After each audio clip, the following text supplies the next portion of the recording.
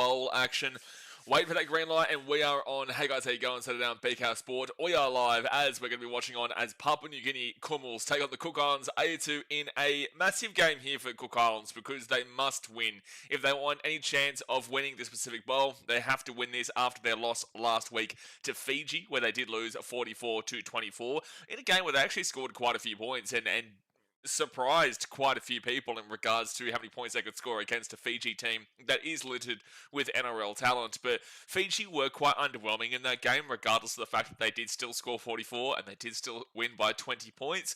But they weren't exactly the most unreal. Maybe they came in a little bit underwhelming, but still were able to win the game quite well. So the Cook Islands today, they have to win if they want any chance of putting themselves into a winnable position. They would have to rely upon winning today and then Fiji beating Papua New Guinea next week, but that is very highly doubtful because the stature of these two teams are very, very different. The Cook Islands is definitely a development team. They are still in the very early stages of developing as a nation in rugby league on the international level, and today is going to be probably a pretty big wake-up call for them again.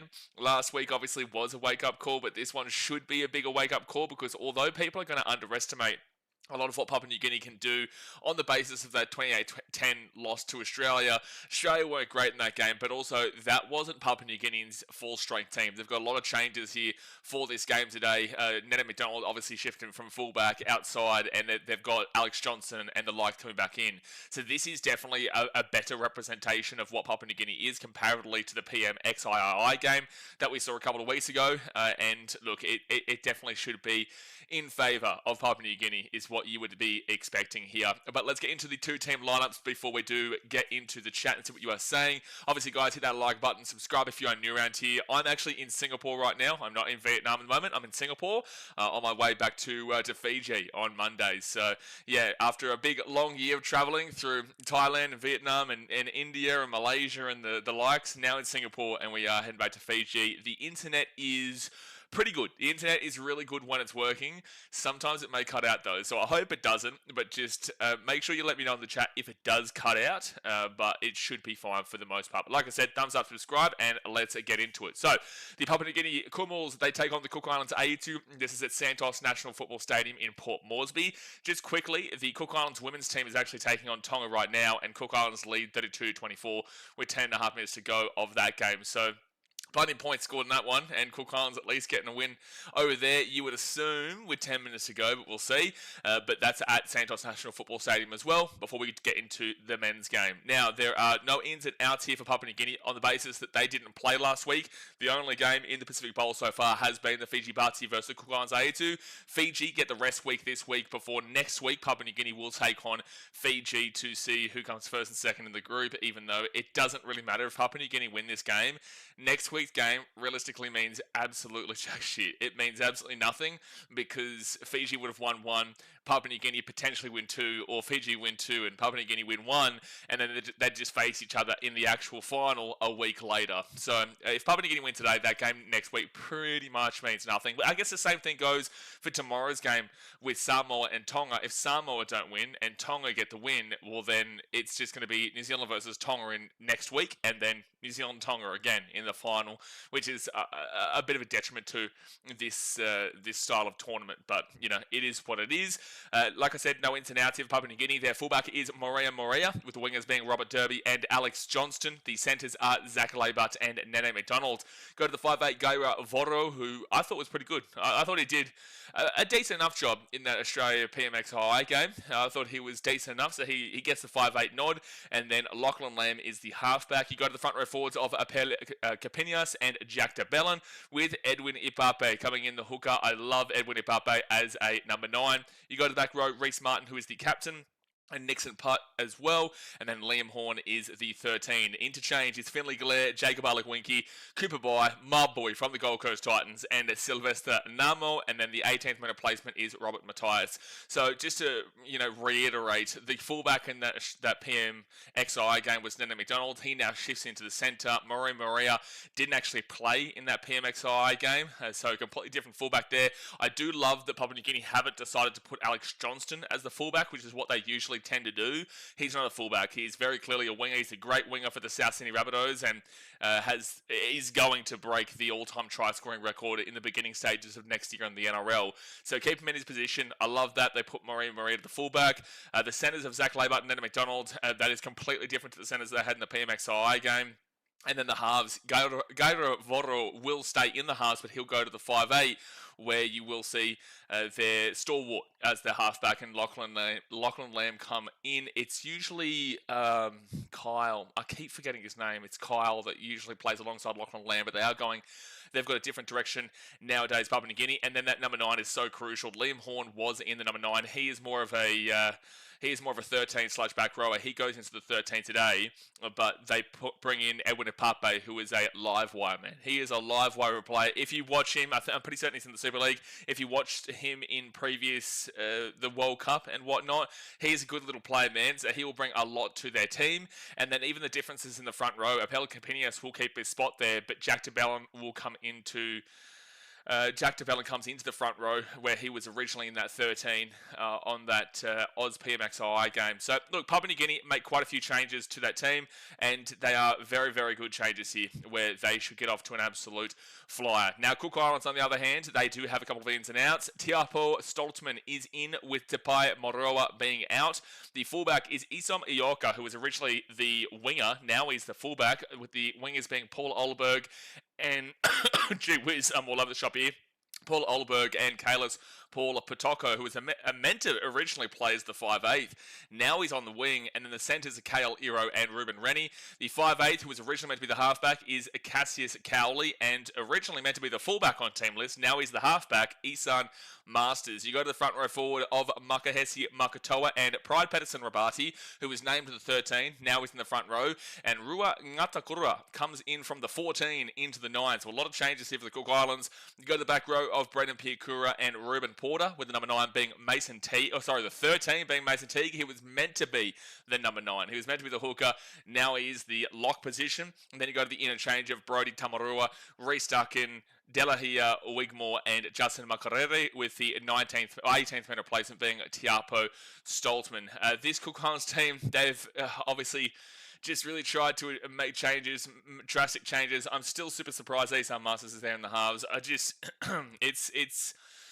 I would have probably just kept him in the fullback, to be completely honest with you, and tried something else out. Obviously, Kale Iro maintains his spot there. Isom Ioka to the fullback. I don't mind it. I think he played a bit of fullback last week, actually, against Fiji. Cook Islands just scored again in the women's game, by the way, so they will win that one. They're up 36-24 there. But look, this Cook Islands team shouldn't be expecting a win today. They've just got to continuously expect improvement. They've got to continuously expect the development to continuously, maintain itself on a good trajectory. And that's really about it for mine. The Cook Islands, they should not be able to beat a team like Fiji or the Cook Islands at the moment, with Fiji's progression being superior by a significant margin, and Papua New Guinea as well on that similar area to Fiji. When Fiji and Papua New Guinea play each other, Papua New Guinea usually beat them, but when it comes to more of a global game and Fiji and Papua New Guinea up against the big dogs, Fiji usually compete higher. So I would say Fiji are above Papua New Guinea in a lot of senses, but Papua New Guinea do seem to always beat Fiji when they do play them. But the Cook Islands are far behind. They're far, far behind. They've still got quite a few years before they get to that level, and hopefully they get some big-name players selecting to play for them when they are fully fit and healthy. So I am going to take Papua New Guinea here 13+. I think they should win this one quite comfortably. I think they should win this probably by more than what Fiji did. It just comes down to the Papua New Guinea intention. They are at home in front of a home crowd. You know how loud they can get. There will be drinks breaks, because there has been drinks breaks in the women's game, but there will be drinks breaks in this game due to the humidity that we do see here at Port Moresby, which I wonder if they're going to have that. They probably will have that when the NRL comes to town. Oh, she missed a kick from right in front, Shante Kiriuratu. So Cook Islands still should win that 36-24, but she did miss the kick, which keeps it as a 12-point game. Look, long story short, I'm taking Papua New Guinea to win this game quite well, which would ultimately mean next week's game between Papua New Guinea and Fiji will be awesome to watch, but it won't have any real point of the matter, because no matter what the final is in Port Moresby, even if Fiji were to win the game next week and top the table, the final will be in Port Moresby. And then we'll just see those two teams play each other back to back, which is their rivalry. You know, Papua New Guinea and Fiji are the rivalry of those two nations. And then you've got Samoa and Tonga. Then you've got Australia versus New Zealand. You know, they're the rivalries that we do have in our game. Obviously, tonight, guys, we do have Australia versus England, which will be super late for you. For me, it's at 9:30 p.m. here in Singapore.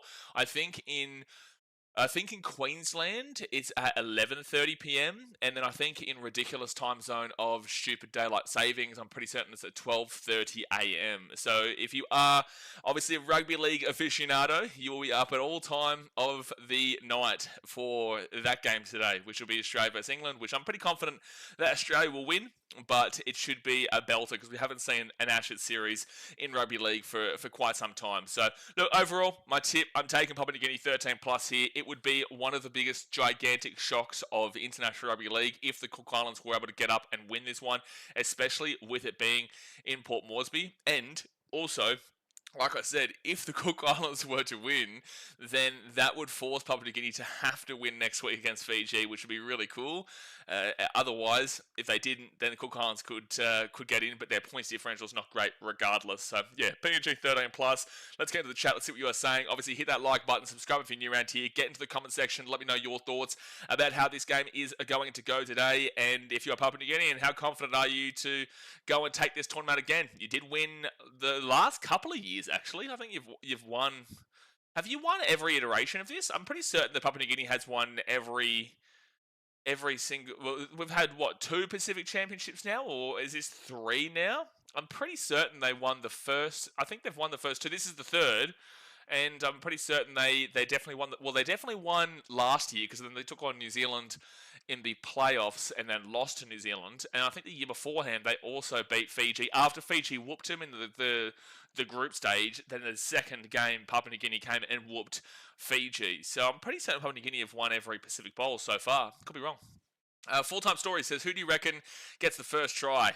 Look, I love a bit of Edwin Abape, so I would like to say that, but Alex Johnson's a pretty good shout. The thing is that every Papua New Guinean could score today. You know, they really do have the ability and the progression as a nation on an international rugby league level that they should be able to put a really big score behind Cook Islands. Again, Fiji still scored 44 points last week against the Cook Islands, and that was a really unimpressive Fiji. They were just simply not that great, and the second half was quite diabolical overall. So if Fiji did that and they were underwhelming, then if Papua New Guinea come in with a real solid intention to set a platform ahead of next week, well, Papua New Guinea could be hitting the 50 to 60 marker today. They really could be. But you do see in games like this that sometimes teams do, especially Fiji and Papua New Guinea, can come in and think they're the shit and then, you know, get slapped up a little bit and still find a way to win, which Fiji didn't get slapped up a little bit, but they kind of came in thinking they were the shit and weren't exactly too unbelievable last week. So if Papua New Guinea come in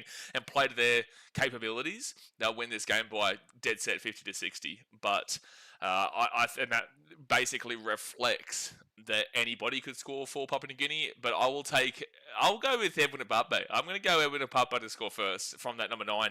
If not, then yeah, I would be looking at an Alex Johnston. Dasmate says a team will win this. A team will have more wins today than the T-Wolves. That is true. Yeah, no, that is true. But the Dasmate, the Bulls are 1-0, so we're the greatest team that ever existed. Full-time story says that's the issue with the Pacific Bowl, and Cup should do away with it and have a Six Nations like Union in England. So it's actually quite... So I get where you're coming from, and I agree with you in regards to the pointless nature of having 3 teams, and then ultimately we know it's going to be Fiji, Papua New Guinea every single year in the final. And with the Pacific Cup, that is a lot more interesting. But a couple of years ago, Samoa ruined it by not playing a full-strength team by any means and just taking the piss out of it. And you saw Australia and New Zealand easily get into the final. And Australia does tend to win it, but New Zealand did win one of the iterations of it. It is quite a pointless concept in a lot of ways because you do know who is going to be going through to the final, and you do know probably who is going to be winning the final. But I disagree with you in regards to having Six Nations. Rugby Union has a lot more developed nations in the sport, where you've got, you know, the Wallabies, the All Blacks, the Springboks, the English, the French, the Welsh, the Irish, you know, all these teams, and there's more, all these teams that have a genuine kind of rugby union program that really pushes them deep into a high competitive level on that international level. Whilst rugby league, you only really have Australia, New Zealand, England, Samoa, Tonga, and Papua New Guinea, Fiji, but those kind of teams aren't going to win. The point is, though, is that there is a lot more extra teams in rugby union that are at a higher level than what the gap is between rugby league here and rugby league there. So if you had a Six Nations of Australia, New Zealand, England, you've also got Samoa, Tonga, and say Fiji / Papua New Guinea, whichever one you were to decide with there, that's basically a World Cup every single year. Whilst in Union, they have their Six Nations where they have England and they have Wales and they have Ireland and they have Scotland and France and the likes, and then in the Southern Hemisphere they have Australia and Argentina and New Zealand and South Africa, and that works. That works because there's still teams that are really good that are like Fiji or even Japan to a level. You know, you have other countries that are still relatively competitive that aren't actually making either of those two tournaments, whilst if you did it in league, that is simply the World Cup. And whoever wins that Six Nations is ultimately just a World Cup winner in this league, in this sport. So, no, I don't think a Six Nations is viable for rugby league at the moment anyway. Give it 10, 20 years maybe, but for the time being, no. But I do agree with your point in regards to the Pacific Bowling Cup being relatively pointless in the group stage. Dasmate says one of these teams will. Okay, he said the same thing about 100 times there. Izzy Carr says Papua New Guinea 13 plus. I agree. Art of Lim says Kale Iro looks like BK Sport. No, he definitely does not. Look, I'll take it, mate. I'll take it, but it's definitely a random comparison. I wonder if that's more random than when people used to call me that car driver. I can't remember his name. The car driver. Was it Ricardo? I think that was the one. So random, man. So random. Max Watson says Queensland, it's 1:30 a.m. Oh, it's 1:30 a.m. in Queensland. No way. Is that? Are you sure? Are you sure? At 1:30 a.m.? Because England versus Australia is at 9:30 p.m. my time. Hold on. What time in Queensland? Is 2:47. It's currently 12:47 p.m. for me. So you're only 2 hours. No, it's not. England versus Australia is... Yeah, England... Are you talking about the women's game? No, you can't be. What are you talking about? I don't know which one you're talking about, because the England versus Kangaroos game today is at 9:30 p.m. my time, which in Queensland time would be 11:30 p.m. So, no, I think you might have that one mixed up there, Max Watson. Tabtala says, who do you think will win, Samoa or Tonga? We will be live for that game tomorrow. I have a feeling Samoa will get up. I think they have the ability to do it. 1 second, I'm just going to put this on mute. I think they have the ability to do it, and then it sends that New Zealand-Tonga game into a frenzy, because then New Zealand would have had one win against Samoa, Samoa would have had one win against Tonga, and then Tonga versus New Zealand, if Tonga win, then it will come down to points differential, then all three teams, one team will miss out, and obviously two teams will go through, but there is a whole different variety of factors that go into it. Like, if Tonga was to go and win that game, to make it 1-1-1, it will come down to points differential. New Zealand only beat Samoa by 6.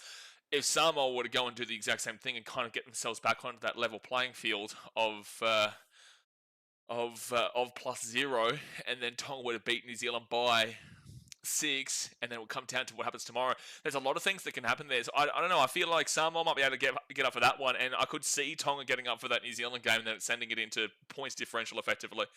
Issy Cart says, Nene, Johnston, Lamb, and Ipape, a book it plus a Papua New Guinea 13 plus. Yep, I like it. I like plenty of try scorers here today. Mitchell says, Mr. Sport looks more like a Taco Fall than he does Kale Iro. Taco Fall, legend of the NBA, mate. Absolute legend of the NBA. Yeah, I'm just trying to figure out, Max Watson. I think you might be living in a different Queensland, man. I think you might be living in a different Queensland, because unless the NRL.com has got it wrong. Uz McDougall says Samoa could have beat the Kiwis. Yeah, they could have definitely beat the Kiwis. They actually probably should have, and that's why I believe they can get up over Tonga tomorrow. I don't feel like people are really looking heavily into the fact that Samoa cost themselves that win in a lot of ways, because Yeah, Samoa cost themselves a lot because they had like multiple try attempts on that left-hand side where they threw the ball over the sideline or they dropped the ball. They had a try that was chalked off because they put their foot over the sideline on a big heavy step. It wasn't a tackle over the sideline, but a big heavy step where he put his foot over just on the touchline. There was a lot of opportunities for Samoa to win that game that New Zealand, although looked better in a lot of across the 80 minutes, New Zealand did look better on the eye test, but Samoa should have probably won that game in a lot of ways.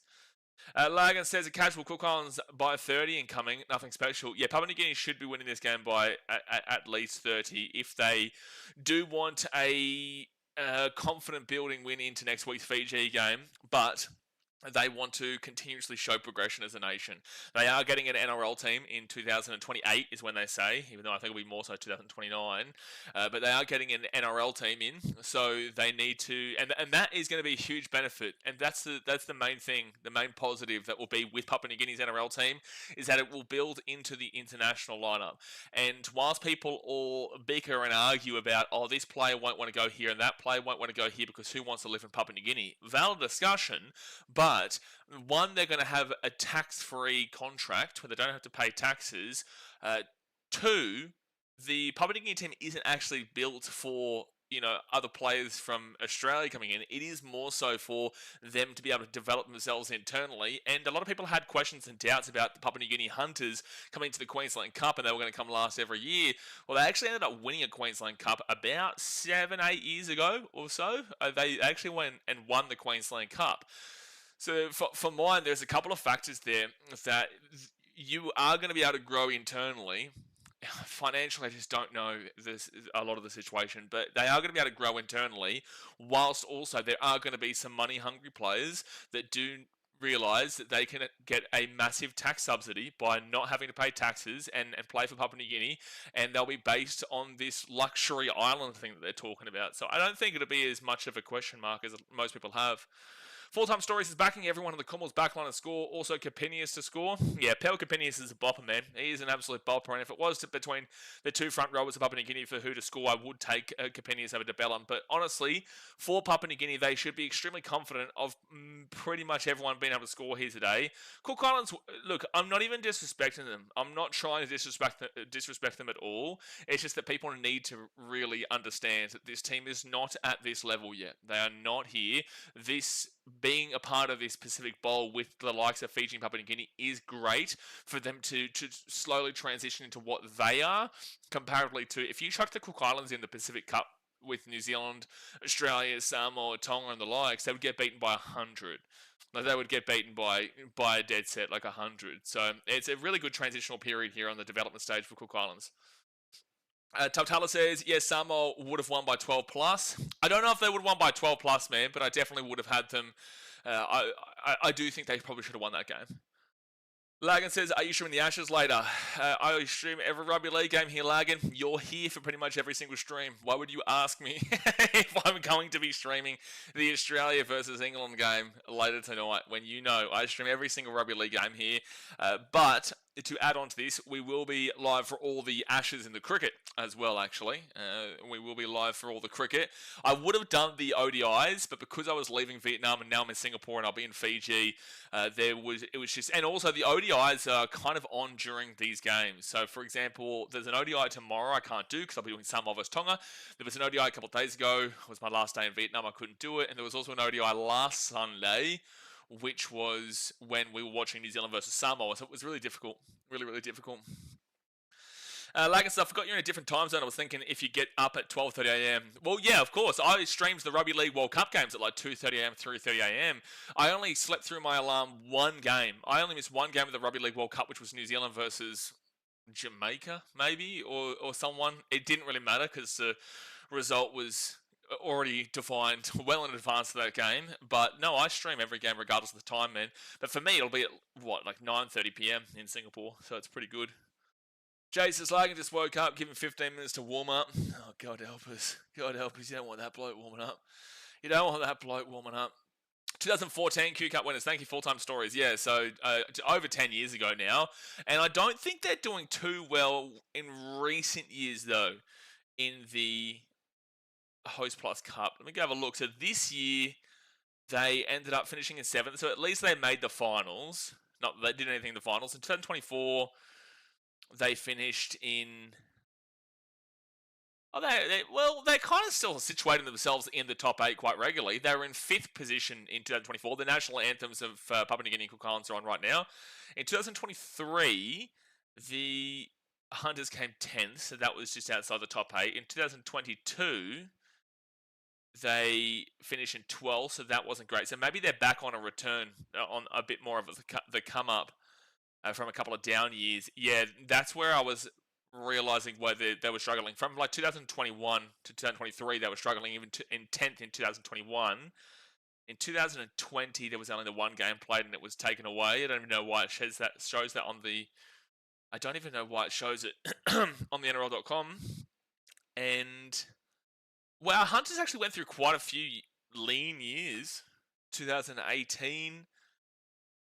Okay, so from 2019 until 2023, the Hunters really struggled, but they've put themselves back in the top 8 the last 2 years and did obviously win back in 2014. So it does give you a bit of hope that, yeah, sure, they can have really strong down periods. Don't worry, I'm a Titans fan, man. We know all about down periods. But the point is that they have been pretty highly competitive in a lot of other years outside of that time frame that I just mentioned. B's man says the bowl teams need to play each other more every year. How that happens during the NRL season, I don't know. I don't know how you suggest to do this. How do you suggest to do it? Especially now that we've got this discussion where the NRL in 2027 is going to be taking games in round 1, not just to Vegas, but also to London, to Dubai, to Hong Kong, to all these kind of different places. One was the south of France, which was super random. So apparently... in 2027, Peter V'landys has an idea that he wants every single team. And this is the first game for the Perth Bears, mind you. The first game would be international, where they're trying to take games, every single round 1 game, to an international location. Because Vegas has still got 2 more years on the contract, but V'landys is, I guess, trying to rival Rugby 360 to prevent them from being able to glorify their game through the international, international movements and whatnot. So... that'll be interesting if that pans out. It'll be interesting, but I don't know how you work in more international games between these 2 teams, these 3 teams, and I don't know how many people would be interested in seeing multiple games where the Cook Islands are playing in, with all due respect. Lagan says, one of the biggest questions I have for the PNG team is how their junior systems will be. Well, they do have the Papua New Guinea Hunters, so I would assume they've got something there, and I guess that'll just be a straight transition right into the NRL, like you do see with the Red Cliff Dolphins having their Queensland Cup team. I know that the Titans are getting one soon enough as well, and I think the Cowboys are going to be having their own specific reserve grade team. So it's just going to be, at least there is a system that goes through. I don't know what the youth system and the youth development is into that Hunters situation, and I really hope that it's not political, which I would assume it would be. Especially with the islands, it's very much politicized, and the whole Papua New Guinea thing is politicized, but I'm talking about specifically from grassroots upwards. There is a lot of politics in sport, and this even happens in Australia, to be fair. So I just really hope it doesn't get used and abused, and I think that there is a high chance that it could do that. But regardless, this is just all assumptions right now, and we need to wait and see how it tracks on. Brenton says, doing Blaze, where you at these days? I'm currently in Singapore. I'm in Singapore on my way back to Fiji on Monday. On my way back into Fiji on Monday. I've got a great view of Singapore right now. This game is about to start here, guys. It is a packed out crowd here at Port Moresby. It does look quite hot, though. It looks pretty damn well hot. But alright, guys, hit that like button. Subscribe if you are new around here. I'm taking Papua New Guinea 13 plus here, and let's just see if they've got that strong intention and to really prove themselves today. Max Watson says, damn, Queensland is totally 11:30. You're right, I'm a victim of confusion in my own time zone. Yep, yes you are. Or were you thinking like you're an hour after Sydney? Because what did you say? Did you say 1:30 a.m.? You said... yeah, 1:30 a.m. So you must be thinking it's an hour after Sydney. Just blame New South Wales, man. Blame New South Wales. We're the Origin winners in Queensland, so we can definitely blame Well, you can definitely blame New South Wales. They're just not good enough, lads. I'm sorry. I'm sorry for telling you the truth. Just not good enough.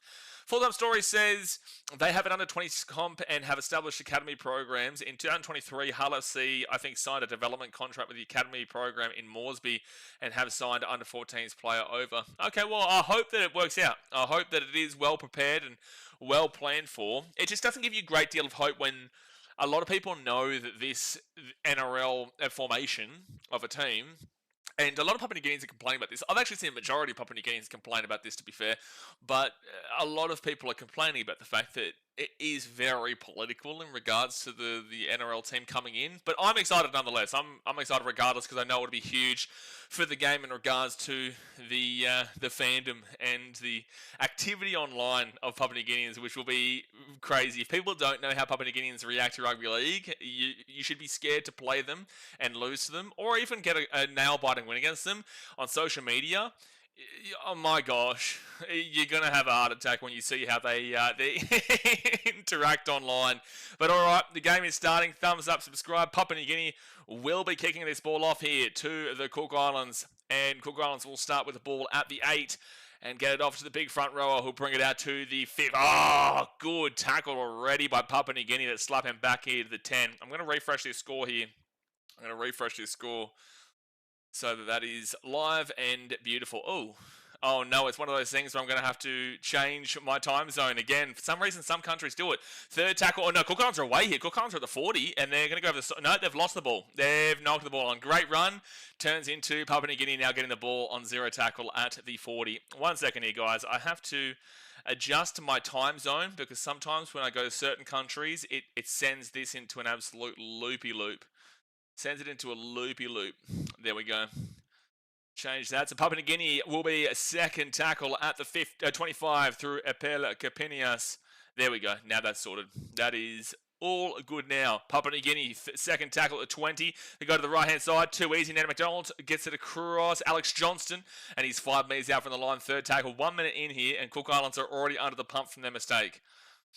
Already under the pump from their first mistake after a good run too. They go out to the left-hand side. It's Voro. And now they'll go to the 10 on 4 tackle Papua New Guinea. Can they score immediately? Edwin Ipampe. He'll go to the left-hand side. Jack DeBellin. DeBellin at the back now. Here's a chance. Oh, that was nice. Oh, Labart's going over the sideline. Good defense, Cook Islands. Good defense, Cook Islands. That was really good defense. So Papua New Guinea will get this ball here at the... Sorry, Cook Islands will get this ball at the 10 after Papua New Guinea get taken over the sideline. Zach Labart, he had a nice step to get inside, but then the scramble defense pushed him over, and it's Cook Islands' ball. Brent says, nice, mate. What's your thoughts on an NRL announcement going global in 2027, and where will we see the teams first? Yeah, no, I spoke about it briefly just before. It's interesting. Obviously, Vegas will still be there, so you'll still see 4 teams in Vegas because that's part of the contract until 2028. I know that you're probably going to see a Hong Kong version. I know you'll see a London version, but there is word there's Miami, south of France, and the like. So there is also potential talk of a Dubai. This is all early stages discussions, but people didn't believe Vegas necessarily at first, and that happened. So I could see this absolutely happening, especially to keep the freshness and keep the NRL being discussed internationally rather than just internally. Cook Islands now 4 tackle. Isan Masters go to the right-hand side, and now they'll be 45 metres out from their own line. Oh, no, I just realised we're back to this really poor broadcasting. That camera angle on the field is just awful. Papua New Guinea will get this ball at the 20, and they're going to bring it out now to the 30 through Morea. Morea loses his pants, but at least he keeps the ball. 30 metres out, first tackle, and it's a penalty to the Papua New Guineans. Penalty, Papua New Guineans. Like it's nice to know Papua New Guinea will never change the capsicum camera. Yeah, I just don't know why there's no improvement broadcasting-wise. Why is there no improvement broadcasting-wise? You've had years to prepare for this. You've had the Pacific Championships last year. You had the Pacific Championships the year before. You have the Pacific Championships now. Why are we still... Oh, knock on Papua New Guinea. First tackle, and it's going to be Cook Islands ball to 45. Why are we not seeing improvement broadcasting? The complaints are severe. You're seeing it from everyone in Australia. You're seeing it from people all over. Why is it such blurry camera footage? This is a little bit, I guess, maybe better today, but there was already a camera angle that made you confused by looking at something random just before. I don't know why the broadcasting is still so odd. Yeah, I said south of France. Branson Mitchell says, pass the ball to Ruben Potter, and you score. Left-hand side now. And the Cook Islands, they're going to be at the 38. First tackle. Need to get their shit right before 2028. Absolutely. Absolutely. Well, again, 2028, I don't think it's going to be when they come in. I feel like 2029 will be when they come in. I don't think they add two teams in 2 straight years, because Perth Bears will come in 2027. Third tackle now for the Cook Islands, the 23. They're on the attack and getting off to a pretty good start here, right inside of Isan Masters. And now Ruben Porter, he's going to be 5 metres out from the line, 4th tackle. Porter rolls back to Ngatakara. Here they go. Here's a chance. 6 again here for Cook Islands. They may score first here. 3 metres out from the line. First tackle. This is really good signs here for the Cook Islands. This is massive signs for the Cook Islands. They may score first. Second tackle, and they're going to be 2 metres away from the line. 5 minutes in. 2 metres away. Second tackle. Go. Ngatakara will score. The Cook Islands are leading 4-0 with a kick to come. Oh my gosh, the Cook Islands will score, and it's 4-0 with a kick to come. What a start. This would be a gigantic upset if this was to happen, lads. This would be gigantic. It is 4-0, and they're right in front of the post, so it's about to be 6-0. Mitchell says, DeBellin must have had an early training session with Para. Lagan says, I miss the days when Titans were considered the new kids in the block. No, please, just keep considering us the new kids in the block. Just do it. Well, we were good when we were the new kids in the block. We were undefeated at Skill Park at the time. You know, we were finishing in 3rd place in 2009 and in 4th place in 2010 with a prelim. You know, we were actually pretty good down when we were the new kids in the block. But now you've got the Dolphins, but they've already started to fade in the old popularity department from like the domestic audience. And then in Brisbane, they've still got good crowds, but of course that's a 2-team city, but specifically 1-team city that also gets around their second team.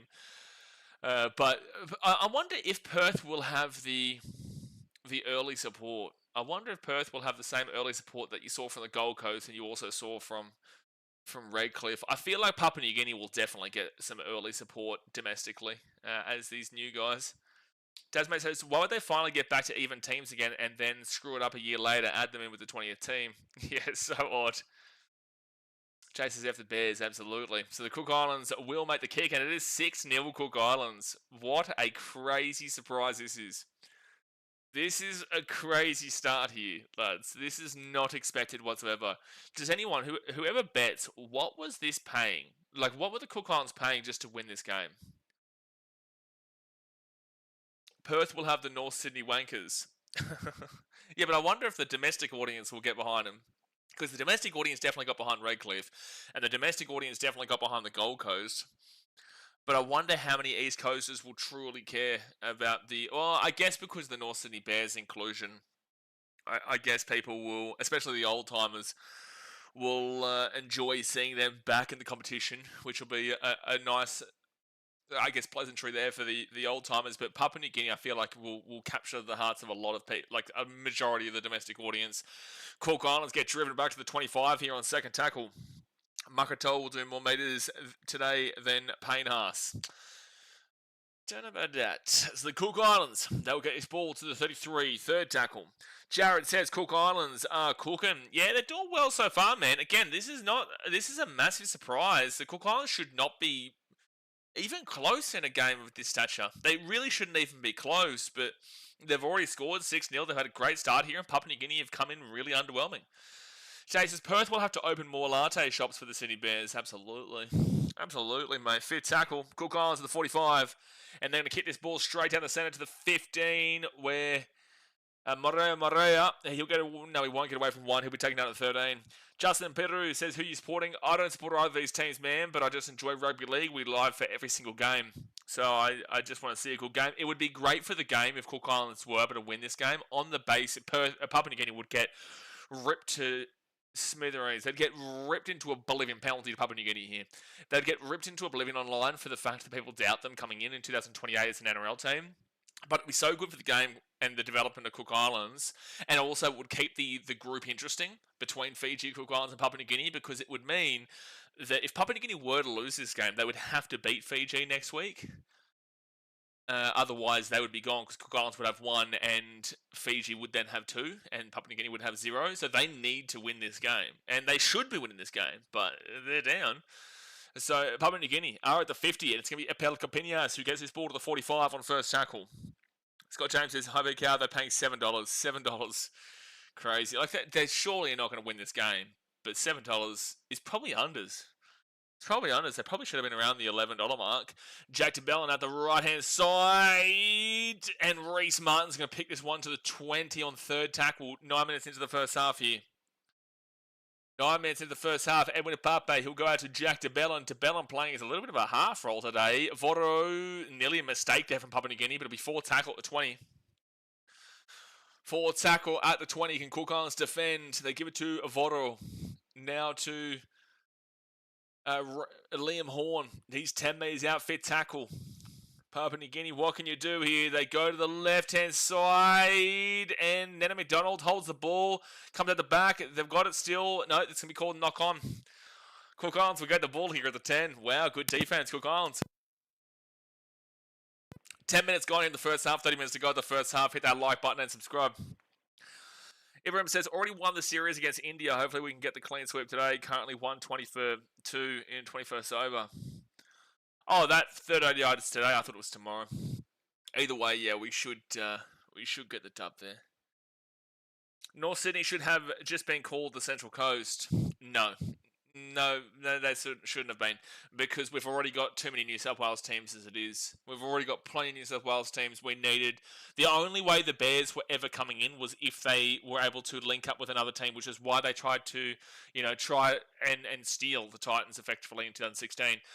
Why they tried to link with the Gold Coast. They also tried to put the feelers out to link up with Papua New Guinea. They obviously linked up with Perth there. Then there was also talk the Bears were moving their bid to align with New Zealand as a merging team.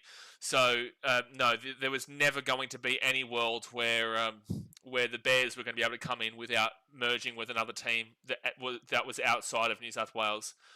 So fit tackle, and they go to the left-hand side, and they'll kick this one down to the 20.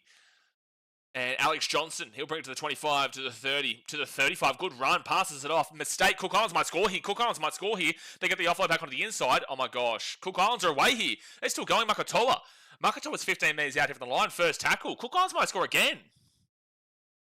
The Cook Islands may score again here. This is 0 tackle, 15 metres out. What is happening right now, Papua New Guinea? Brendan Piakura, he is going to be at the 15. He'll push away from one. He'll offload it. Yatakura.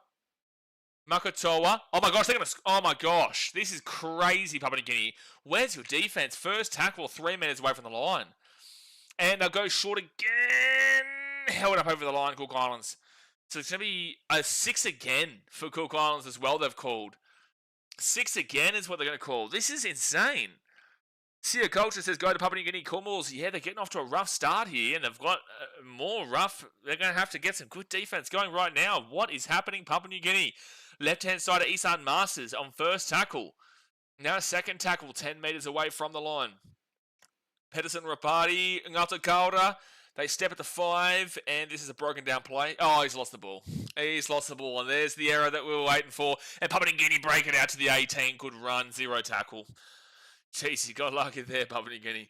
Brett says, not as a new team. I mean, in the first place, before being called North Sydney all those years ago. Well, when North Sydney were in the comp, I was extremely, extremely young, so I couldn't really talk too heavily on that. But, yeah, look, I wouldn't disagree with you. It probably would have... It probably would have kept them a lot. So, Papua New Guinea away here. It's a great run there away. The 35, the 30, the 25, the 20. That's a try time for Papua New Guinea. Underneath the post. Bang! Try time. That's a huge try there too for Robert Derby. That is a huge try for Robert Derby. A nice step right through the line. Makes it 6-4 here with a kick to come to tie it up right onto the post. It's about to be 6-6. But...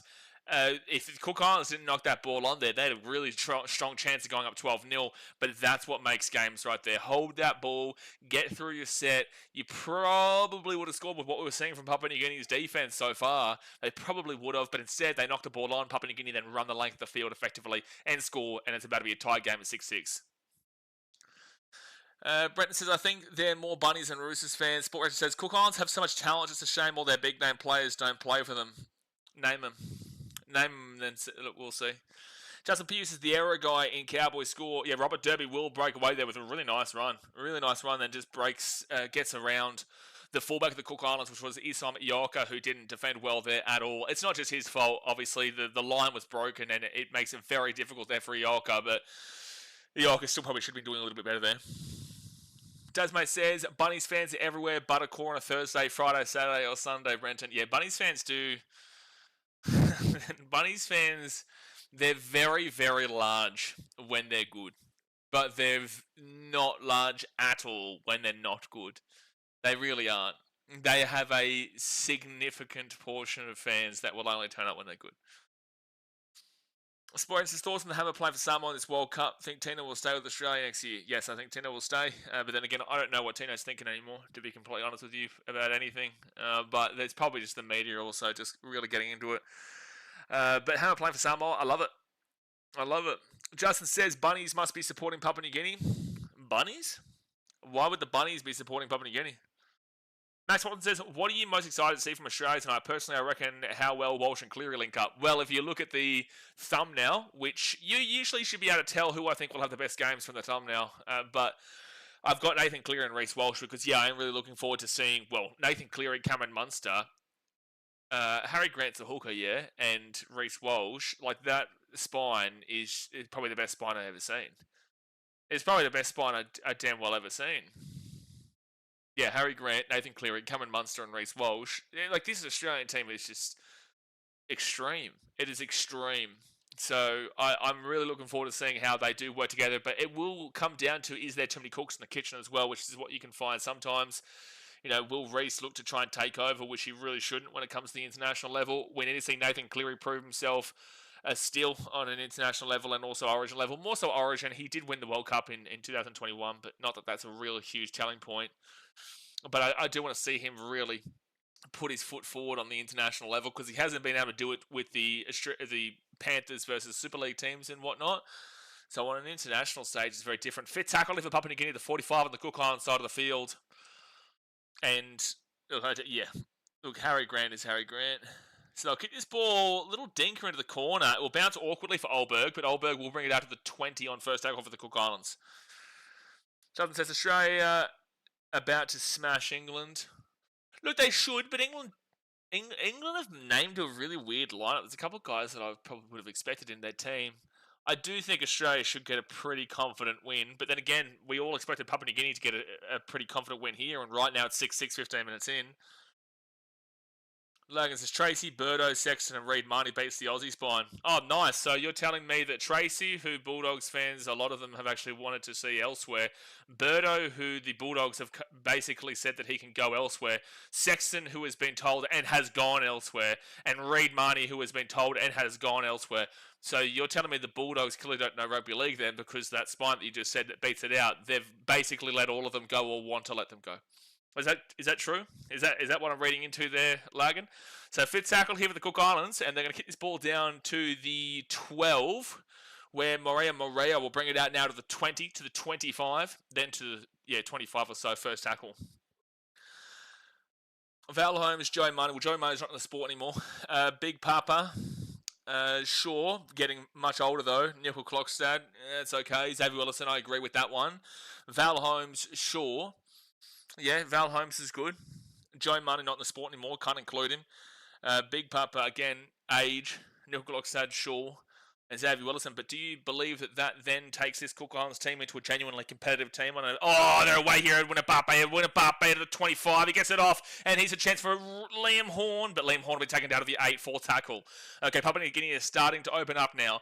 They go to the right. Off to Edwin Ipape. Ipape kicks this ball through. Try time, Papua New Guinea. Good kick. Good kick from Papua New Guinea, and they will take the lead 10-6 here with the kid to come up. That's such a fantastic start for the Cook Islands. That drop ball when they had a fresh set of 6, 5 metres out, first tackle. To drop that ball was so crucial, and Papua New Guinea have just gone and capitalised on that and punished them twice, and now it is 10-6, and it's in front of the post, so it'll be 12-6 any moment now. Lagan says, yes, it's very true. Which knobs in the dog's office wanted to let them forego? Something that I always say is that Gus Gould was able to develop the Panthers to being the powerhouse that they were. He was able to create a gigantic juggernaut that is the Penrith Panthers from bottom to top. But they didn't start seeing success until he left. I just want to point that out there. They didn't start seeing dramatic success until he left. Oh, great broadcasting quality here. It is frozen, and they've had to remove the screen. Lovely.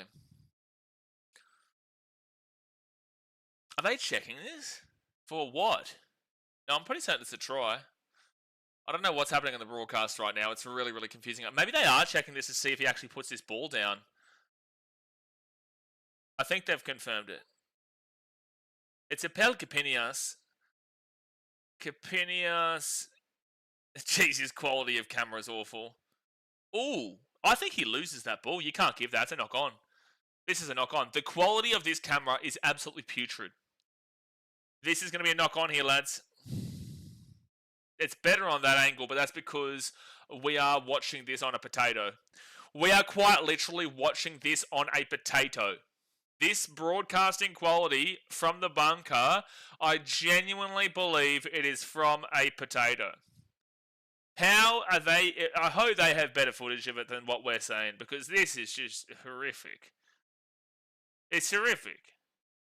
Look, honestly, you could make an argument for both sides of the equation here. I think it's a knock-on, but, like,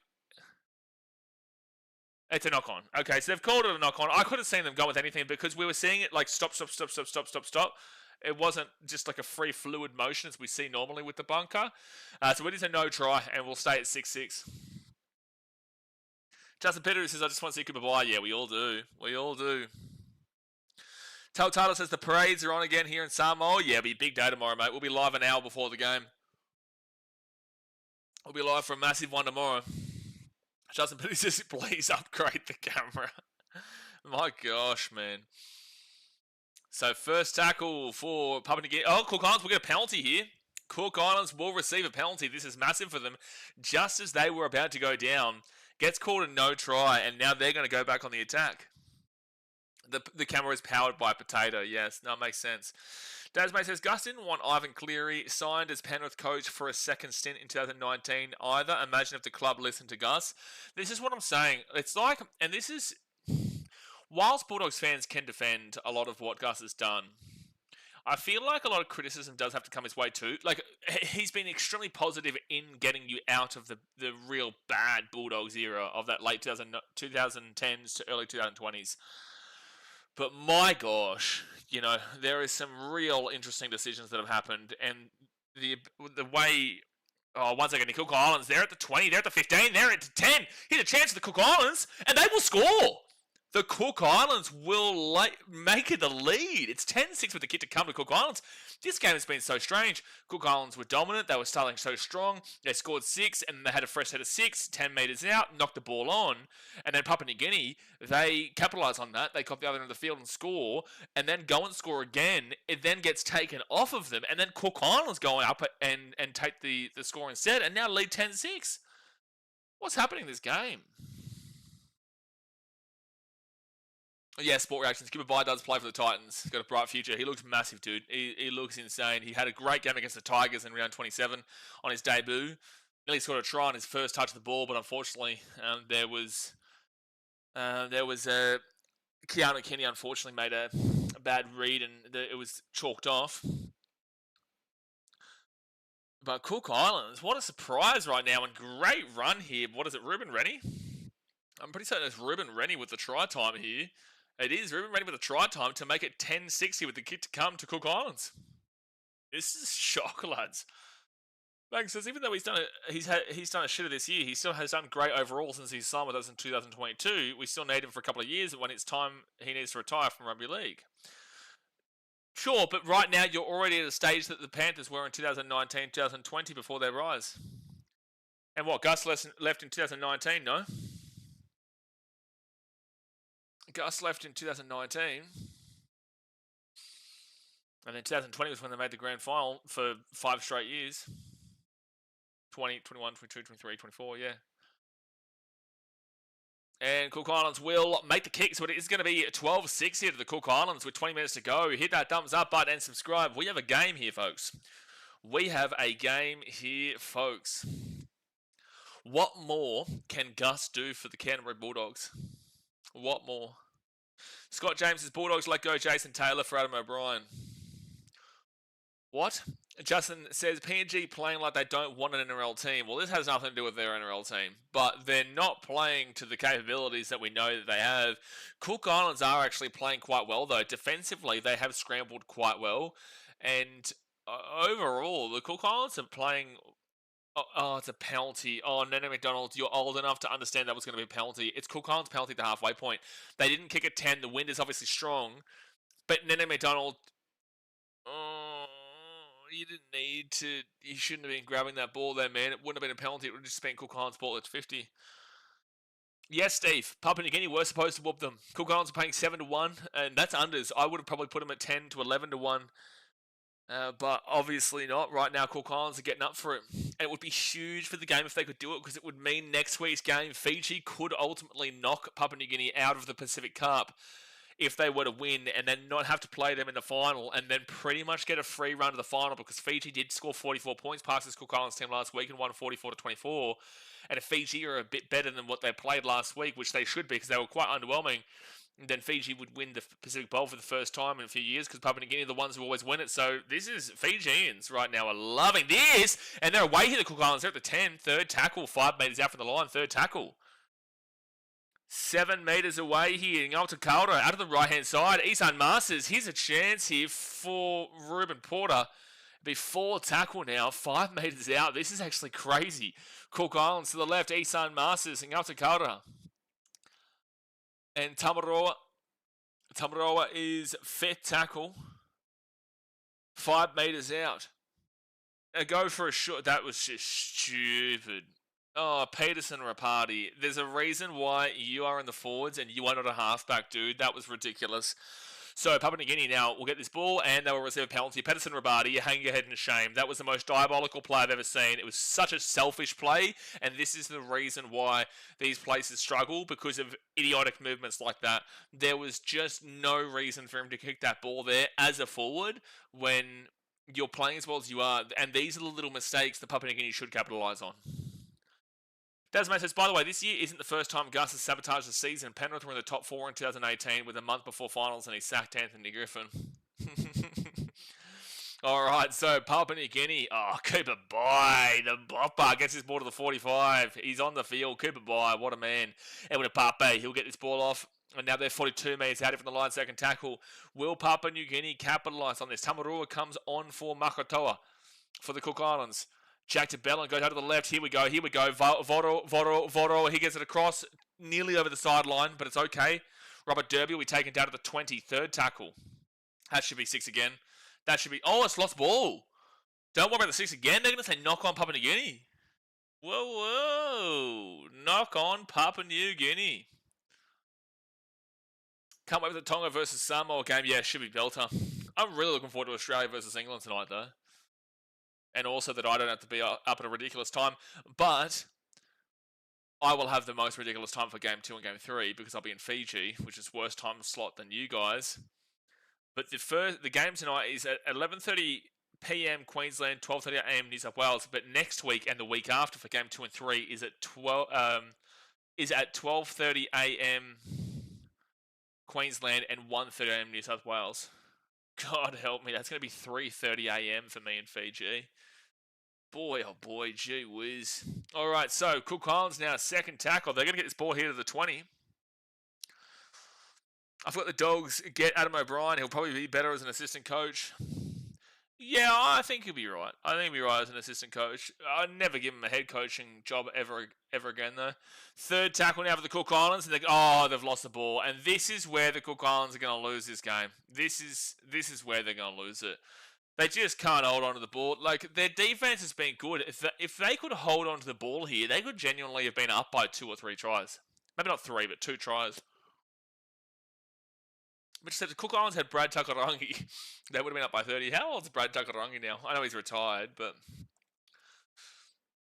Brad Takarangi. He is 36 years old. He did retire, yeah? There are players that are older and still play him. Short James is 8:30 for me here. Yeah, I'm in Singapore, so I think you're what, 2 hours behind me? I think your same time zone as Vietnam, no? Maybe? Or are you an hour behind? No, you are the same time zone as Vietnam, yeah? Alright, so second tackle here for Papua New Guinea at the 22. Another mistake from the Cook Islands. Can Papua New Guinea actually capitalise? Cooper, boy, go you big bopper, you. Go you big bopper. Third tackle at the 15. Jack to Bellin. Here we go. Good ball. Try time. Papua New Guinea. Great ball there from Lachlan Lamb, and Papua New Guinea will get their second, and they should be able to tie this game up here at 12-12. It's 10-12 right now with a kick to come. But Reece Martin running onto a beautiful ball there from Lachlan Lamb, and it is going to be try time right next to the post. Should be 12-12. Dasmate says Broncos won the comp with Trent Barrett as an assistant coach. Anything is possible. Anything is possible. If Trent Barrett can win anything other than Muppet of the Year, you know, never give up on your dreams, kids. Never give up on your dreams. Oh, geez, what a beautiful ball there. Onto the inside for Reece Martin. Kale Iro is the 3 here, yeah? He has run well off his line, eh? Kale Iro, that is, yeah, he's Kale Iro. As captain, he's really opened up his own defence there. Dasmate says he's retired, but yet again, I thought Tim Laffey retired 10 years ago to see him at the Retiring Players Tribute at this year's Grand Final. Yeah, that's crazy. Yeah, that is crazy. All right, 13 minutes to go, the first half. Again, we've got a game here, folks. It is back and forth. 12-10, Cook Islands, 13 minutes to go, the first half. Trent Barrett gives us all hope. Mate, Trent Barrett, that guy proves that no matter how bad you can do in certain aspects of life, you can always still reach the top. Unbelievable bloke. So Reece Martin here for Papua New Guinea, he will convert it. So it is 12-12 with 13 minutes to go with the first half. 12-12, we are locked up and ready to rumble. The more cookies keep doing errors, Papua New Guinea are going to win. Realistically, Papua New Guinea shouldn't be relying on their errors, but with the errors, yeah, Cook Islands, this is the reason why they're going to lose this game, because the Cook Islands have arguably been better than Papua New Guinea in a lot of forms in the first 30-odd minutes here, 28 minutes.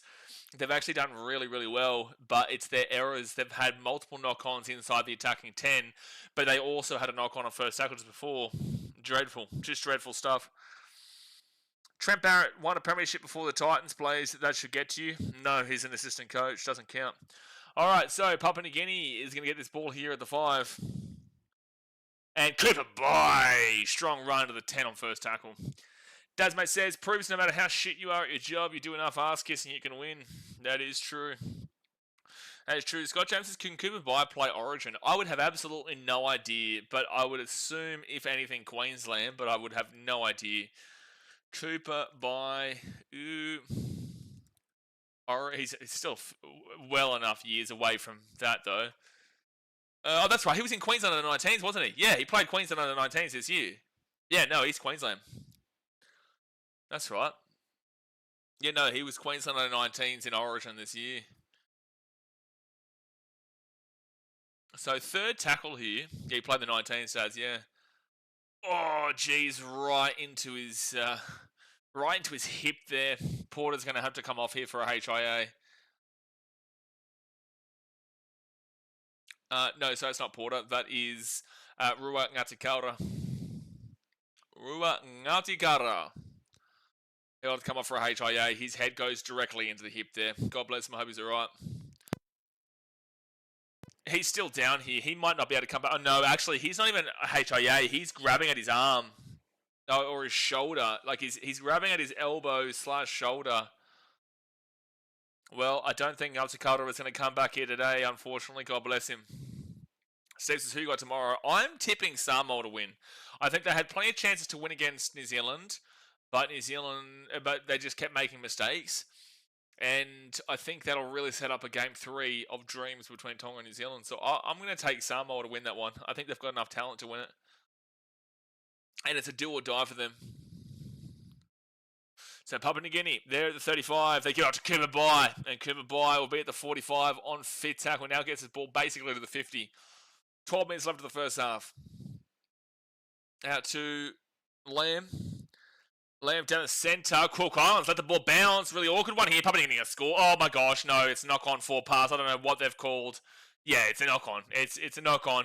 That allowing the ball to bounce there, Isamayoko, was just awful, which nearly set Papua New Guinea up for a easy try to the post, but luckily for the Cook Islands, Papua New Guinea can't capitalise on it. Out to Carter, the ball bounces there, and then, yeah, there's like a forward pass there, and I think there's also a knock-on on the fit. Yeah, there's also a knock-on on the ground. So regardless, all over the shop. Just all over the shop. But the Cook Islands now, they're going to be first tackle, and they're going to get this ball out to the 13. Kumuls is still many years away from being talked about on that level, but he's got such unreal raw talent right now that I hope the Titans can progress with, and I hope they can lock him down without him, oh, that's a forward puff. Gosh. And this is your problem, Cook Islands. Knock on. This is the problem. They've been so good, but they keep making these stupid mistakes. 10 minutes to go the first half here, guys. Hit that like button and subscribe. And don't forget to go subscribe to BKRtravel in the pinned comment. Nene McDonald. He's going to be at the 15 on first tackle. 10 minutes to go first half. Who just want to be Jerome Luai? You're talking about Gator Voro. Yeah, Voro is... He does look very reminiscent of Luai when you do look at him from behind with that long curly hair. Edwin Papa goes right-hand side to Reece Martin. Reece Martin at the back now. 2 lock on Lamb. Lamb gives it out to Alex Johnson. Johnson at the back. 15 metres out. Edwin Ipape. Ipape faking a kick there. Or there's an obstruction if it's a try. And it is going to be an obstruction. It will be a penalty to Cook Islands. It will be a penalty to Cook Islands for the obstruction. Like I said, heading to the Pacific Championship Grand Final day, it would be insane to be surrounded by Tonga and Samoan culture. If it's Tonga vs Samoa, it'll be awesome. If it's Tonga vs New Zealand, it'll be good, but we would have seen it the week beforehand. And if it's New Zealand versus Samoa, it'll be good, but you want Tonga to be there. Tonga ultimately have, alongside Papua New Guinea, the best. I would say Papua New Guinea on itself is the best fan base in the world for rugby league passion, but I would say that Tonga is the best travelling fan base because Papua New Guineans don't necessarily travel, whilst Tonga, regardless if it's in New Zealand or Australia or wherever, Tongans do travel. Samoans do too, but Tonga is another level. Oh my god, another knock-on from Cook Islands. Oh my gosh, the Cook Islands can't hold a ball to save their life right now. Papua New Guinea will be at the 35 on first tackle. And now Jack DeBellin, first tackle. He'll be at the 35. He gets taken back 5 metres. So he gets the offload away. And Cooper Byrne now at the 30, to the 25, to the 20. Good run, Cooper. First tackle now for Papua New Guinea, 20 metres out. 6 again for Papua New Guinea. They should score here. You should score here. You've got to punish them for their mistakes, man. They've given you so many mistakes here, Papua New Guinea. You've got to punish them for their mistakes. First tackle, Edwin Ipape. He'll go out to the left off to Lachlan Lamb. Lamb now. Here's a chance here. Papua New Guinea with the try time. Robert Derby will get his second, and it's 16-12 with a kick to come. 16-12 with a kick to come. Papua New Guinea do finally get the job done there and take the lead actually for the first time in this game. First time in this game. I want to be Jerome Luai's crazy though. A lot of Broncos jerseys in the crowd right now. Magpies legend Rua Ngatakaura is so good. Everyone crumbles when he goes off. So inspirational. This Cook Islands team today had every chance to actually potentially win this game. They really did. But they just keep making stupid, ridiculous mistakes. Knock-ons in the attacking 10. Multiple of them. How many knock-ons have they had actually? Let's have a look at the stats here quickly. Errors-wise, well, their completion... Wow, Papua New Guinea's completion rate is 50%, mind you. Ooh. Ooh. Papua New Guinea have had 7 errors. Cook Islands have had 5. That's actually crazy to think. It's actually crazy to think that Cook Islands have only had 5 and Papua New Guinea have had well more. It's just those 5 errors for Cook Islands have been more crucial, in my opinion. because it was when Cook Islands had a chance to really break the game open. 8 tries in 8 tests for Robert Derby. Seems to play a lot better for Papua New Guinea than he does for the Cows. So Reece Martin is their kicker. Tell you what, though, you should be excited about next year. Next year's Rugby League World Cup is in Australia, so we're actually going to see a great time zone for the World Cup, and also the FIFA World Cup is on a fantastic time zone because America's time for night games is pretty good. The earliest you're going to see for night games is like 8 a.m., 7 a.m. kind of deal, and that's New York. Reece Martin from the sideline, he will miss the kick, so it will stay a 4-point game here, 16-12 Papua New Guinea. 16-12, 7 minutes to go here in the first half. Well, the second half last week, the Cook Islands actually beat Fiji. It was the first half where Fiji scored the majority of their points. At halftime of last week's game with Fiji Cook Islands, it was 28-6 Fiji. Full-time score was 44-24. So Fiji scored 16 points in the second half, and Cook Islands scored 18 points in the second half. So it was 18-16. But that was also Fiji kind of letting the reins go a bit.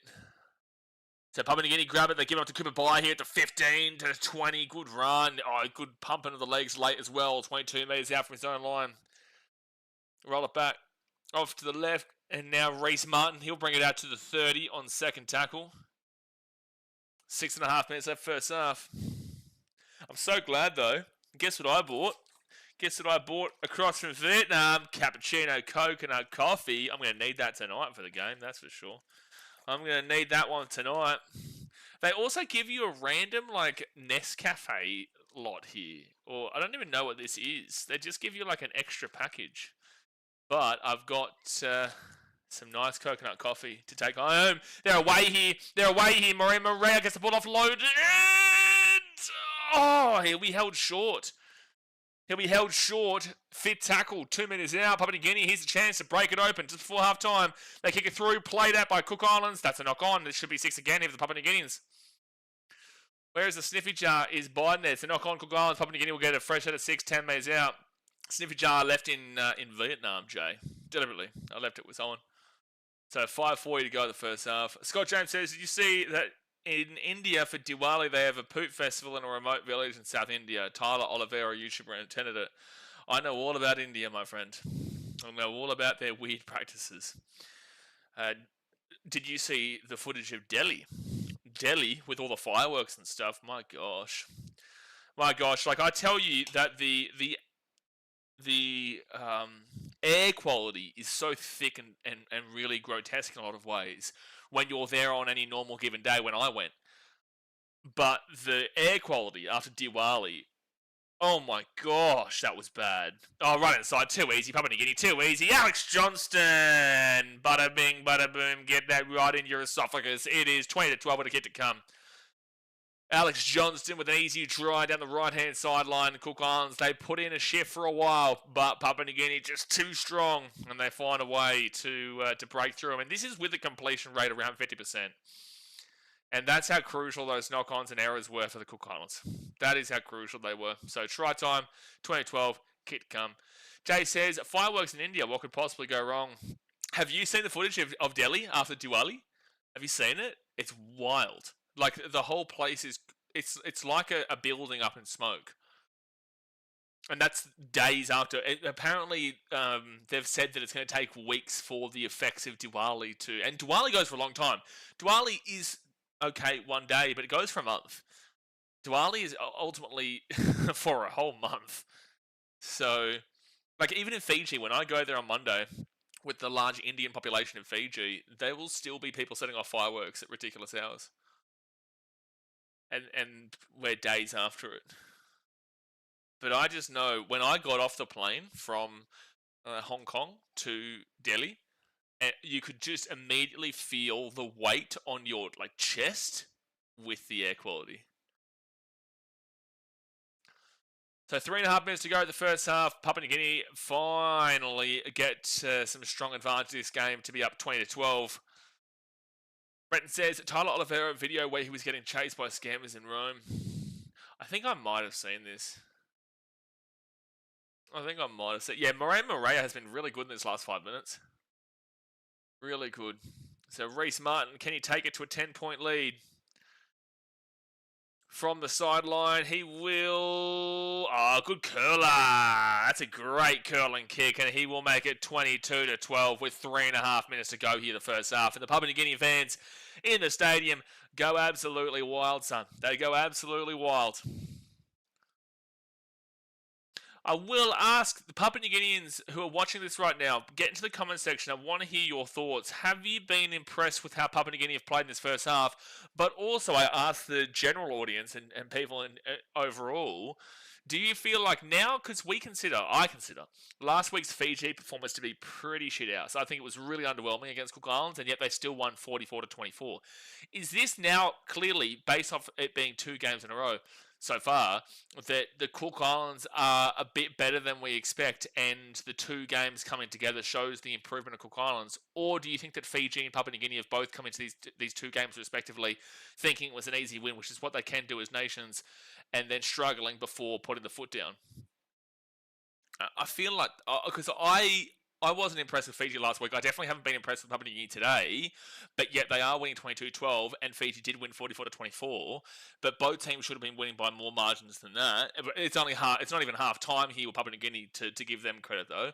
4th tackle here for Papua New Guinea at the 50. They go to the right of the middle. A good run, fit tackle. It does look like Cook Islands are tiring a lot in this first half, however.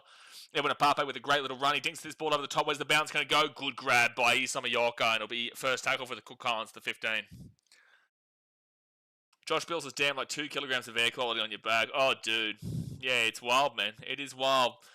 So the Cook Islands now will be 2nd tackle at the 18. Oh, that's a lost ball. That's a penalty. They're very lucky. Their lost balls have been ridiculous. They're going to take a quick tap. They're going to take the quick tap, and they're going to get this ball here to the 30 on first tackle.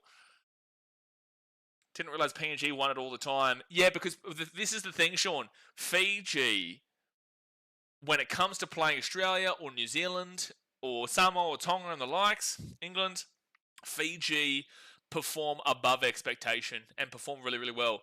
And Papua New Guinea, when they play those teams, get slapped. They get slaughtered for the most part. But if Papua New Guinea play Fiji, and oh, for gosh sake, it's another error from the Cook Islands. Oh my gosh. It's another error from the Cook Islands. Oh, they're going to say knock on Papua New Guinea here, are they? They're going to say knock on Papua New Guinea here. How? They're saying knock backwards there from Ero and then knock on there from Papua New Guinea. Okay, interesting. But anyway, to go back to my point, but Fiji are littered with NRL talent that can compete on that high level. Papua New Guinea are littered with Super League plus also like Hunters and whatnot, which is their Queensland Cup team. And then some NRL talent, I guess, like you're looking with Jacob Adewinki sometimes, who is Brink NRL talent. Alex Johnston and the likes, Jack de Bellin. Whilst Fiji have, some really, really big boppers in that back line overall, Tuika Kamitha in the forwards and a bit more developed overall. But when Fiji actually play Papua New Guinea for some reason always beat Fiji. It's just one of those hoodoos. For example, and this is a prime example, in 2023, Papua New Guinea and Fiji played, obviously, in the group stage. Fiji flogged them. They flogged them. But then they played each other in the final and Papua New Guinea flogged them. So when it mattered, Papua New Guinea smacked him. And that's just what happens. 35 seconds to go here, the first half. 3rd tackle, 25 metres out here for the live at the Cook Islands. If they score here, we'll be back onto a game. Isan Masters gives it across, and there's another knock-on from the Cook Islands. Another knock-on from the Cook Islands. My goodness, lads. My goodness. How do you deal with it? So ultimately what I'm saying is Fiji internationally are better. But Papua New Guinea always beat Fiji. Very weird thing to say, but it just is what it is. So Nana McDonald with 3 seconds to go in the first half. And then, my friends, is half time. Well, a lot to unpack there. A lot to unpack. We will go through here at half time. 22-12 to Papua New Guinea. They took a long time to warm up into this game. They've still got a few errors, but the Papua New Guinea fans are going crazy there in Port Moresby. 22-12, it was 6-0 Cook Islands. There was a chance of it being 12-0 Cook Islands, but they knocked it on, as you'll hear a lot throughout my halftime review.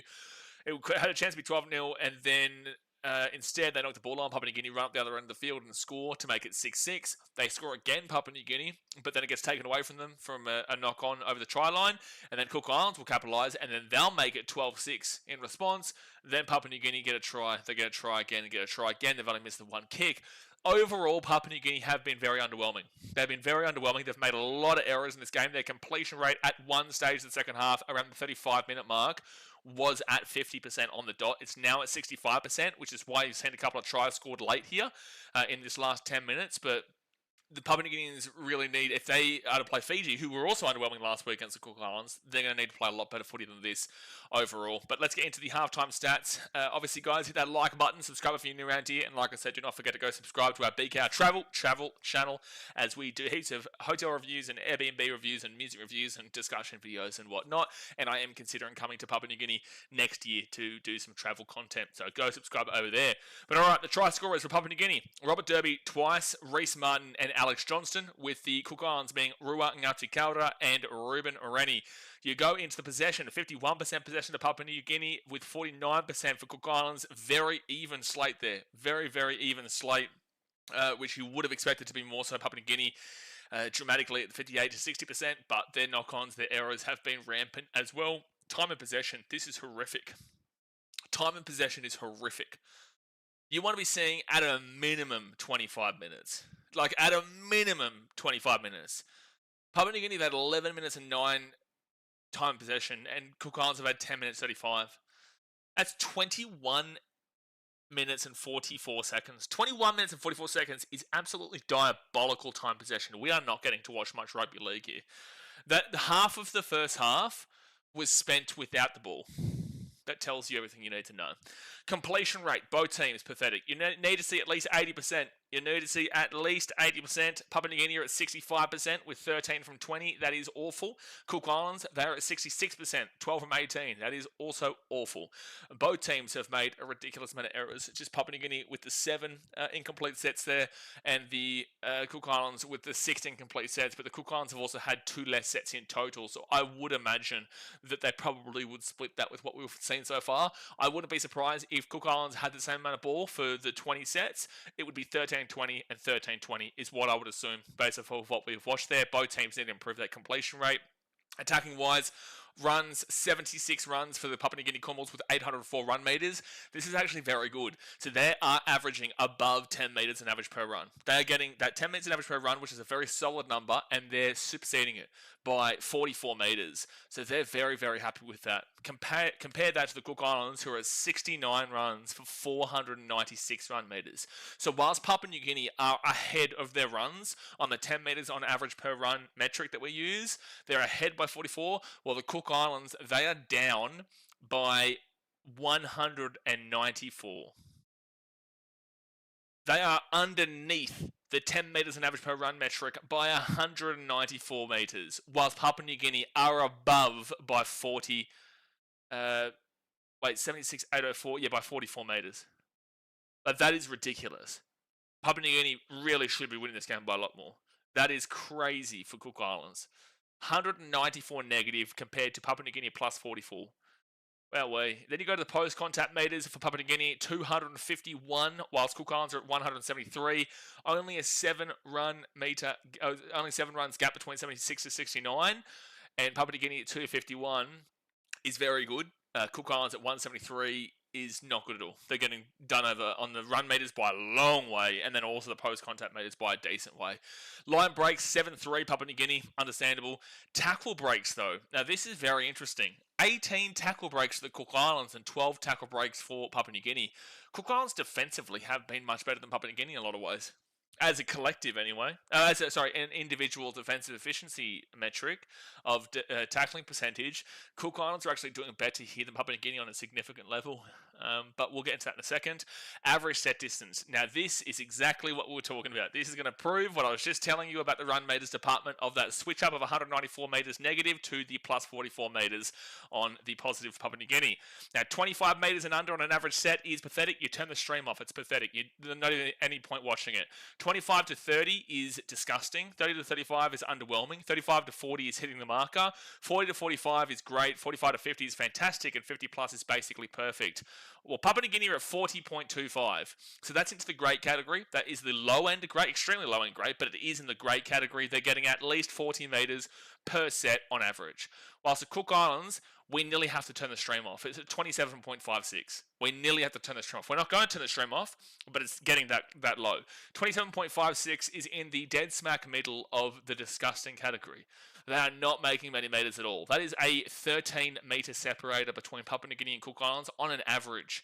That is a dramatic swing. Cook Islands are not making metres at all, which is showing the physicality from Papua New Guinea is just too much here for them today. Kick return meters is crazy. 78 for Papua New Guinea, 8 for Cook Islands. 78 to 8 on kick returns, which means Cook Islands are just not running the ball back anywhere near hard enough. Average play the ball speed. Well, both of them are at a pretty similar rate, to be fair. It's on the average category of 3.4 to 3.59. Papua New Guinea at 3.52 and 3.57 for the Cook Islands, so they're only off by 0.05 between the two of them. Very much the same. Very much in the basic average normal play the ball capacity. Then you go to the offload, 6.5 to Papua New Guinea, just edging away, but I'm pretty okay with Cook Islands. Well, they've had a lot of knock-ons, so maybe not so much, but they are going toe-to-toe with them in that area. And then you go to the kick defusal, 100% here for Papua New Guinea, 33% for the Cook Islands. And then effective tackle percentage. Now, what I said before was based off of missed tackles. Cook Islands have actually had quite a few ineffective tackles. So this is the effective tackle percentage, which is a individual defensive metric. It is not a collective defensive metric. It means whether players are missing tackles or creating ineffective tackles. 85% and below is disgusting. 85% to 88% is underwhelming. 88% to 90% is hitting the marker. And then 90% and above is basically perfect. Papua New Guinea are at 85.63%, which is low-end disgusting. They're not quite into low end underwhelming. They're not quite into the disgusting category, but they're close enough at 85.63%. It's not good. 137 tackles made, 18 missed tackles is massive, and then 5 ineffective tackles. So the average amount of ineffective tackles you'll see in a half will be about 6 to 7 in the about 6 to 7 in an average NRL game. So 5 is underneath that, so that's very good. But the the missed tackles is usually 15 to 17 on average. So whilst it's not awful, like we can see being in the 20s, Bulldogs fans against the Panthers, you remember when you had like 40 missed tackles in the first half. Well, this is 18, so it's one higher than the highest of the averages at 17. It's still not good though. So 23 bad tackles in the first half there for Papua New Guinea. Not many tackles made, 137, but still more tackles made than what Cook Islands are about to do. That's why you're getting the 85.63. And the Cook Islands, they're at 84.21%. So they're at the high end of disgusting. It's really poor.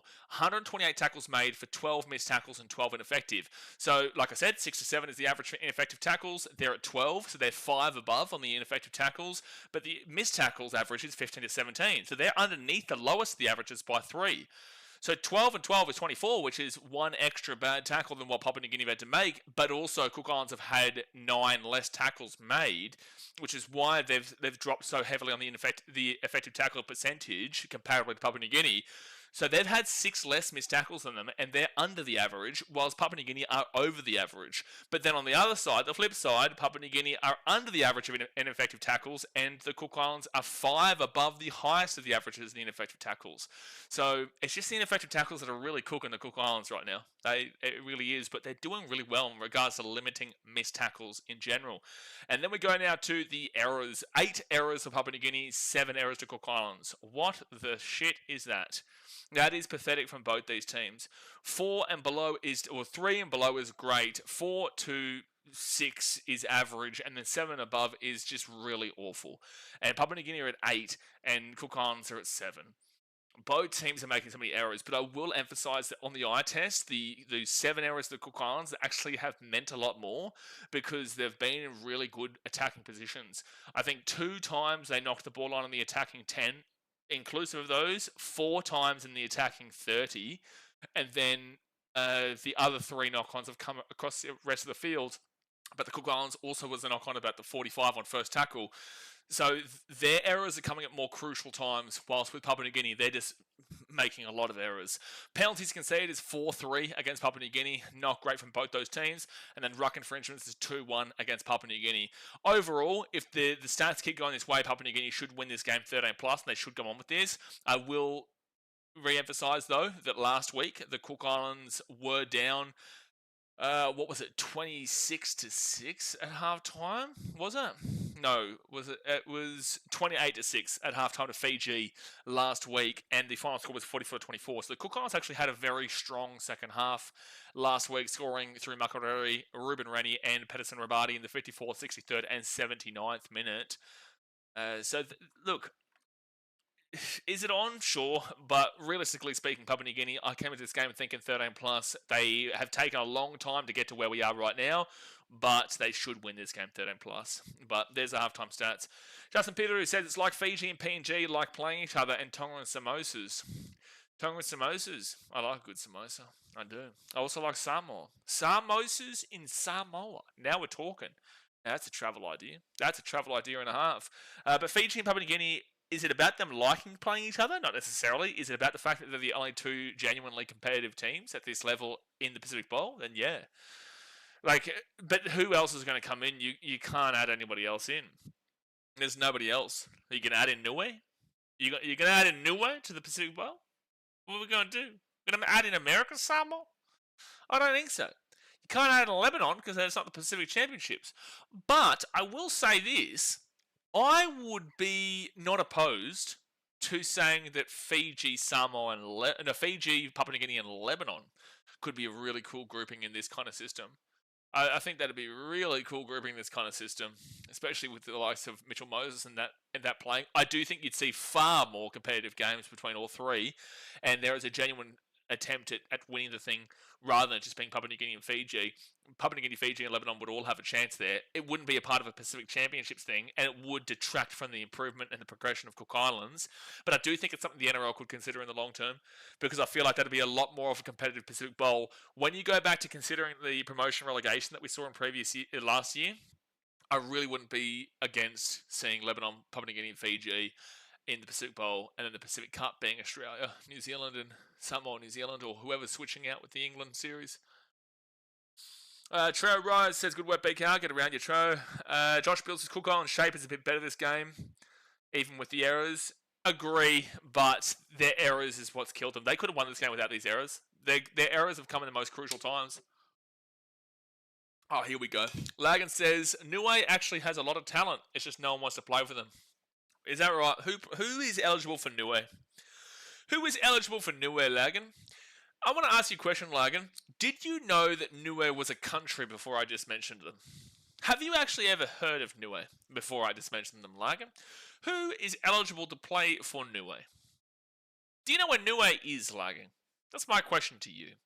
Steve says, Pom's getting pumped tonight. When you look at a spine of Reece Walsh, Cameron Munster, Nathan Cleary, and Harry Grant, and then you're looking at the forwards and the backs as well, but just that spine, there's no way they should have been losing. There's no way. There's no way they should be losing in any world. Full-time story says, I see why you like Ipape, man. Can put shots on. Looked like he switched to back row with 10 minutes to go. Ipape is very nice. He's clearly the best hooker in Papua New Guinea at the moment, and he does really well with the Super League. He was probably their star talent in that last World Cup and will be their star talent in the next World Cup. So, yeah, I'm excited to see what he continues to do. I know Papua New Guineans absolutely love him. So, Cook Islanders are back out here on the field for the second half. And we're about to see Papua New Guinea run out as well. All right, give us some score predictions in the chat. I'm going to say Papua New Guinea hit 50. I'm going to say Papua New Guinea hit 50. You can't, though. Hit that thumbs up button, subscribe. And let's see this second half and how it plays out. Matacross says, Ipape is great in Super League, just gets a match suspension once in a while from what I see watching Lee. Steve says, Pom's getting pumped tonight. You'd assume so. Lagan says, geez, I left for like 10 minutes. What happened to Cook Islands? They got cooked, mate. That's what happens. Lagan is currently deep into ChatGPT to ask who is qualified for, who is eligible for Niue in Rugby League. I really would like to see South Africa grow in Rugby League, man. It was banned for a long time in their country, and now they are playing against the Cook Islands in a World Cup qualifier on November the 9th. I think it's November the 9th, is it? I think it's... So Papua New Guinea will start with the ball here. They're 20 metres out from their own line. I'm pretty certain it's South Africa versus... I think it's South Africa versus Cook Islands. Yeah, it is. Sunday the 9th of November is Cook Islands Aitu versus the South Africa Rhinos for a place in the World Cup next year. Which is quite funny because that basically is them saying they never believed that the Cook Islands would make the final of the Pacific Bowl. Papua New Guinea here, get the ball out to the left-hand side. They're away here. They're away. Zach Labart. Stupid, selfish, and knocks the ball on. Well done. Well done, Labour. That's a knock on. So, first tackle, 0 tackle for Cook Islands at the 10. 39 minutes to go of the game. That was selfish. Cook Islands playing on the 9th of November is, 2 weeks away? Well, in 2 weeks is when we see the final of the Pacific Bowl and the Pacific Cup between what they would assume is now Fiji versus Papua New Guinea, which I guess happens. It was always going to happen. So that is them saying, well, we're just chucking you into this group. We know you're going to lose both games. We're still just going to give you a World Cup qualifier game at the same time. All right, so Cook Islands are now going to be the 45 on 4th tackle.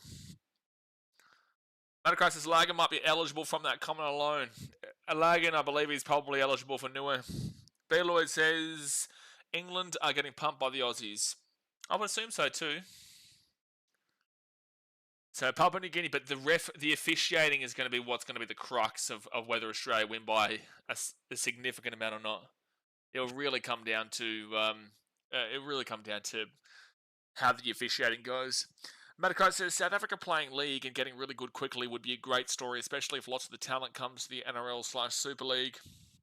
Look, I don't think that it's any time in the near future, man. 3rd tackle Papua New Guinea at the 50. I don't think it's any time in the near future. They're a long, long way away from it. But if they really put their time and resources into the sport, like we've seen what they've done with Rugby Union in a limited time frame compared to the All Blacks, compared to the Wallabies, compared to England, before 95, it was a very difficult. That's a knock on Papua New Guinea. Yep, Cook Islands will get the ball, hit the 15. Before 95, it was, or maybe even 91. I think it was 95. It was very racially defined sport in South Africa.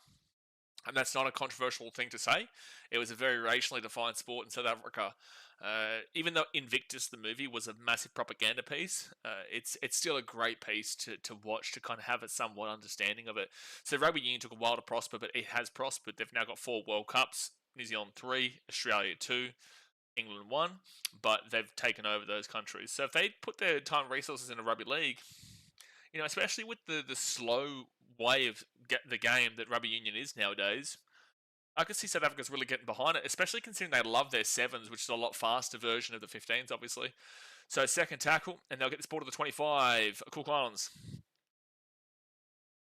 Lagan says, I might get cooked. I just seen an article that had players eligible for the Niue Islands. Well, go on, get me the article. Who are the players eligible for Niue? Who are the players eligible for Niue? And I want you to tell me, what's their stadium in Niue? Do they have a stadium in Niue? So 4th tackle here at the 40. Can they fit a stadium on Niue? I think Niue is like top 3 smallest countries in the world. Like Vatican City, I think, is 1. I think Niue is like 2 or 3, no? And Papua New Guinea will grab this ball to 15 through Alex Johnson, and he's going to bring this ball now to the 30 on 1st tackle. Can one of these teams just hold the ball? Please, I beg. Brenton, you're asking for too much here, buddy. You're asking for too much. You need to settle down. You need to settle down. What, you expect these teams to hold the ball? Come on, mate. What do you think this is? This is Rugby League. This is Rugby League. This isn't holding the ball league. It's not holding the ball. It's Rugby League. Come on. 3rd tackle now for Papua New Guinea, and they're going to be at the 40. They go out to the right, Kippaxross underneath. Oh, here's a try. Oh my gosh, it's actually, it's a knock on here from Iso Mayoka, but he stopped the try. That's a try saver by knocking that ball on. That is a try saver by knocking that ball on. That one's for you, Brenton. That knock on is a shout out directly to you, son. Directly to you. Edwin Pape, by the way. Edwin Pape, he should have actually ran the ball himself. He should have actually just ran the ball himself. But I have called a lot of players selfish here today. That was very unselfish by him, and probably is the more understandable decision. But the Cook Islands defender was pretty clearly in the middle of both those players, so he wasn't going to make a tackle on the player that was receiving the ball, and he wasn't going to make a tackle on Edwin Pape. So he probably should have just ran it himself, but it's all very much in hindsight. All right, so we'll go to Avodo. 10 minutes out, Papua New Guinea. If they score here, Cook Islands definitely aren't coming back. Would you go to the Titans game in Global in 2027? Well, we're in Vegas in 2027. Left-hand side here. Robert Derby for his hat trick. No, he'll get taken down 5 metres out from the line. First tackle. 34 minutes to go here of the game. 34 minutes to go here. And it's going to be Labour. Goes to the right. Papua New Guinea. Morea, who I think has been their best player today. He'll be 8 metres out from the line. Edwin Papa has been good too, but I'd say Morea has been my favourite. Keep a bye. Knock on Papua New Guinea. Brenton, that one's for you, buddy. Well, Brenton, hey, listen. All right, Brenton, this is karma. This is karma for you because, listen here, buddy. I had to watch 24 Newcastle Knights games this year, which is your team, Brenton. I had to watch 24 Newcastle Knights games this year, and you have the audacity. You have the audacity to come here and complain about knock-ons? And then we have to watch the knock-ons here? We're having to watch Newcastle Knights right now in 2 teams in 1 game. This is karma. This is karma to you. So you sit back and you enjoy it. You put tape on your eyes and you enjoy it because that's what we've had to do all year with the Newcastle Knights. The Cook Islands on second tackle. They're going to get this ball here to the 28. Leon says, evening, get around your Leon. I hope you're ready for a big night because we've got a long night ahead of us, mate. The Australia vs England game doesn't start for another 5 hours. Oh, no, sorry. I think I started... What time? Oh, I started 8:30 my time. Yeah, I started an hour beforehand. We'll be live an hour before the Australia vs England game starts, so we'll go for a bit of a swim in the pool here at the hotel. Such an amazing view of Singapore right now. Fit tackle. I've got a great balcony out here too. So they're going to kick this ball down to the 13. But if you want to see all my hotel rooms and whatnot from this year, guys, BKRtravel is where I get a lot of messages on Instagram and whatnot from people saying, like, what hotels did I stay at? Where did I stay at in India and Vietnam and all the likes? And I'm doing a hotel and Airbnb review series over on BKRtravel. So if you want to see all my travel stuff, it's over there. Second tackle now, Papua New Guinea at the 33. 32 minutes to go here of the game. Brenton says the Australia-England game surely won't let us down. It shouldn't. Australia should win comfortably, but it shouldn't. Lagan says, I reckon the Cook Islands could beat the Newcastle Knights. Jeez, that'd be something. That's a 40-20 attempt here from Papua New Guinea. That's a 40-20 attempt. Will the bounce go? It will not go. It will not go. And now the Cook Islands are going to bring this ball back into the 30. If the Cook Islands score next, this game is still on. Oh, good. Oh, Edwin Papua went for a big hit, but just didn't complete the tackle. That's a great run here by the number 16 for Cook Islands. Who was that? Number 16 is Brody Tamarua. Brody Tamarua with a great run. Oh my gosh, Papua New Guinea have just got the ball out of nowhere. No, Cook Islands find a way to get the ball back at the 15. Oh my gosh. Well, it's 6 again here for the Cook Islands, but welcome. I reckon... Oh, no, I already read that comment. So Cook Islands are going to bring it out to the 15. Kale Ero, second tackle. Brenton says, I reckon you're cooked, Lagan. Well, Lagan is cooked, but I also don't know how bad that take also is. Cook Islands will bring it out to the 25. And now to the 30. We'd have to talk about like a round 1 deal. You can't talk about a comparison when we're talking mid of the season or end of the season because you've had that 15-20 game stretch to build together as a team. Not that we saw too much building there at the Knights this year. But you would have to be talking about the first game of the season when both teams are fresh. I wouldn't say it would be completely out of the equation. And that's me being genuine. I wouldn't say it's completely out of the equation. I think it is relatively 50-50. But no, I would say it's 60-40 Knights still. I would say it's 60-40 Knights, but we're basing it off of this year. Like, I would still be pretty confident in the other bottom 4 teams to win. I would say the Knights would win. No, I would still say the Knights win. I'd go 70-30, but I don't think it's out of the equation. I don't think it's out of the equation. There's still too much talent there in that Knights team that are fringe internationals or fringe origins at times in their career. You're still going 70-30. But I can understand the discussion point. 30 minutes to go here of the game. Papua New Guinea the 20 on fifth tackle. Adds a knock on just for you, Brenton. 30 minutes to go of the game here, guys. Thumbs up and subscribe. Thumbs up and subscribe. Knock on Papua New Guinea. Cook Islands will get the ball. They're still in the game. They're still in the game. Well, this is Halloween came early right now, lads. That's what this game is. It's Halloween came early. Are you scared? because I am. But Cook Islands, this will be their last game. Unless they can win, this is their last game. Oh, well, we will watch them again as they play South Africa. That'll be interesting to see how South Africa come in, because it could be a great development platform for them in this World Cup next year if they were able to qualify. But it would also set the Cook Islands back pretty dramatically. I do have Cook Islands beating South Africa, but it would be so good for the game if South Africa made it, because that's a huge audience. Cook Islands love you, respect you, appreciate you. Audience is nowhere near as big as South Africa's potential. Now to the right, Cook Islands, the 40, taken down to the 33 on fit tackle. 29 minutes left here in the game. And up it goes. Cassius Cowley. It's a good kick in a good area. What did Papua New Guinea do? They knock it on. That's what they do. And Cook Islands are going to get a chance here. Here we go. 6 again. It's 0 tackle for the Cook Islands. They got to the left-hand side. They might score now. They might score now. They might score now. They will score now. Cook Islands will score. And it's 22-16 with the hit to come. Lads, we've got a game here. The cookies are in.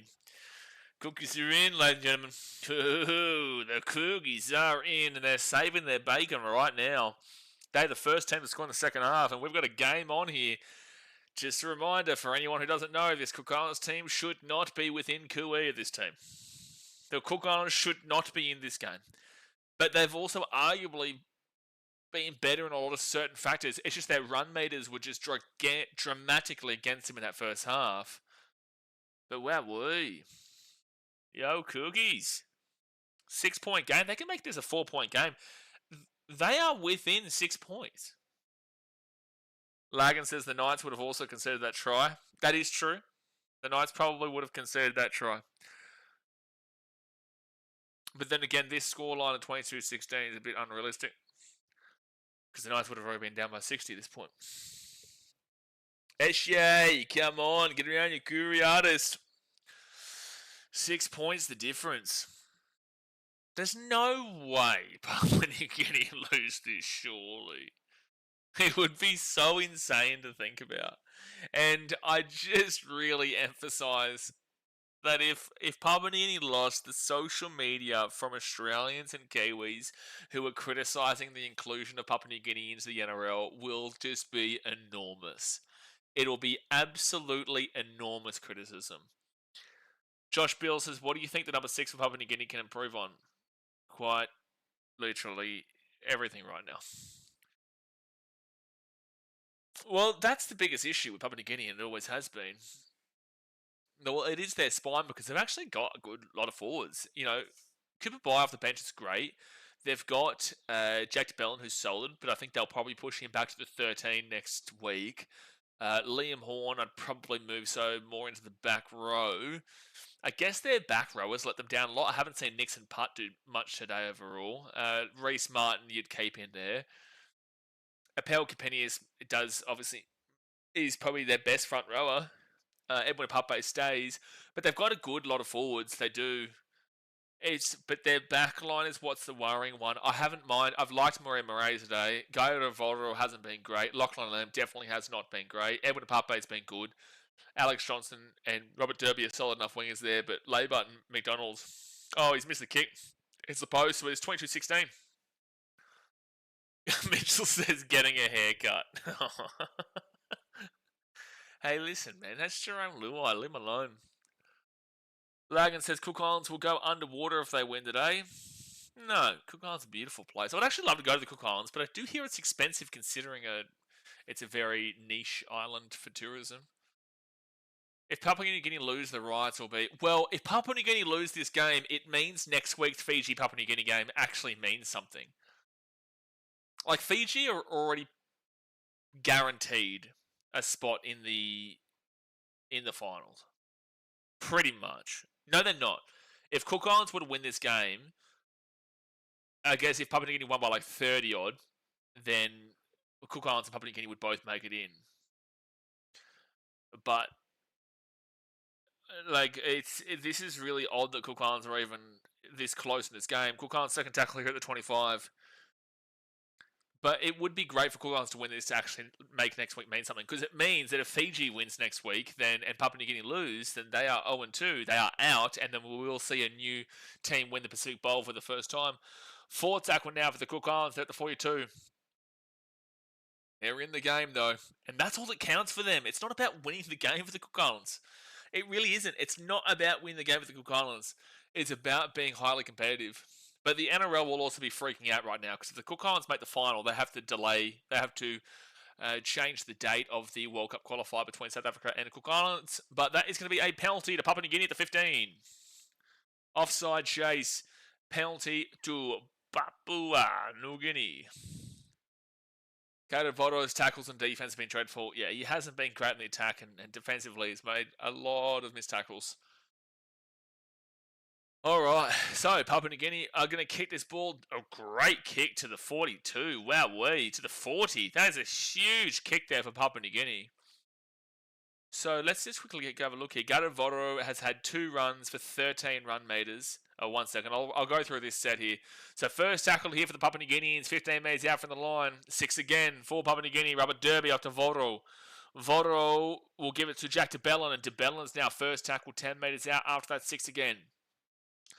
Jack DeBellin out the back. Off to Cooper Boy. Go Coop. Go big boy. Say bye to him. Second tackle now 5 meters away from the line. You have to score here, Papua New Guinea. You just do. Right outside, short ball. Forward pass, I think. No, I thought that was a forward pass, but no. Third tackle now, Papua New Guinea. Decent enough scramble defense here from the Cook Islands. Out the back here, Jack DeBellin. DeBellin. Well, that's going to be obstruction. Well, there's going to be an obstruction there. There's going to be an obstruction if this is a try. Well, Papua New Guinea going to score a try here. I would love to come back and have a look at what happens here in the defensive line for Cook Islands, though. I think this will be a no try, lads. Yep, they're going to check this. I think this is going to be no try. They had to just... Oh, something's actually calling it a try. They're saying... It just comes down to if this is a defensive decision. This might be a Papua New Guinea try, but I did call it pretty early that this might have just completely wavered the line. There's a lead runner that really comes into contact with the Cook Islands defense here. He definitely comes in contact, but was it a defensive decision is what I want to look for. I think it's Cooper Bye. So it's Cooper Bye here. So Jack DeBellin, Cooper Bye. No, that's fine. No, this is a try. This is a try for Papua New Guinea. There's nothing wrong with it. There's nothing wrong with it. No, he does run through the line there. There is a defensive read to make a play at Goodbye. The ball doesn't go there. Jack DeBellin stays on the inside of his play the entire time, and it's a great little kick through. So this is a try time Papua New Guinea, and it'll be 26-16 with the kick to come. 26-16 with the kick to come, and really, I got to applaud the referee there, Sutton. I got to applaud him because he didn't just immediately call it as a penalty, let it play through. So that's actually really good officiating there. Really good officiating. So try time, 26-16 with a kick to come, and it should be 28-16 any moment now. PNG are lucky the Fioneers weren't selected for Fiji. I just don't understand why they weren't. Samuela Fioneers, Sione Fioneers. I know Latu Fioneers why he wasn't, but Samuela Fioneers and Sione Fioneers should have been in that team, especially with no Viliami kick count too. Viliami Vili Bombili. Alright, so Gainer Vodo the 6 is who we're talking about here. His stats today, he's played for 56 minutes, the full game. He's got 2 runs for 13 metres. He has 9 post-contact metres. No line break assists, no try assists, no line engaged runs, no tackle breaks. Literally nothing here. 18 tackles made for 2 missed tackles and 1 ineffective tackle. So missed tackles isn't as bad as I thought, but overall, like you're a 5'8". He's had 2 errors as well, mind you. Wow, Marie's had 3 errors. Zach Labor's had 3 errors. 2 errors for Voro, 1 for Neda McDonald, 1 for Robert Derby, 1 for Ebele Capinius, 1 for Lachlan Lamb, and 1 for Jack DeBellin. A lot of errors in this team. And then also Sylvester Namo. But 2 errors and then literally no attacking stats for Voro is disappointing. That is really disappointing stuff. But alright, Papua New Guinea make it 28-16 here with 24 minutes to go of the game. Well, Cook Islands, you're a bit under the pump now. Well, this is exactly pretty much where they were before going into the second half. It's just 2 extra points for Papua New Guinea because they converted. Samuela Fainu would have been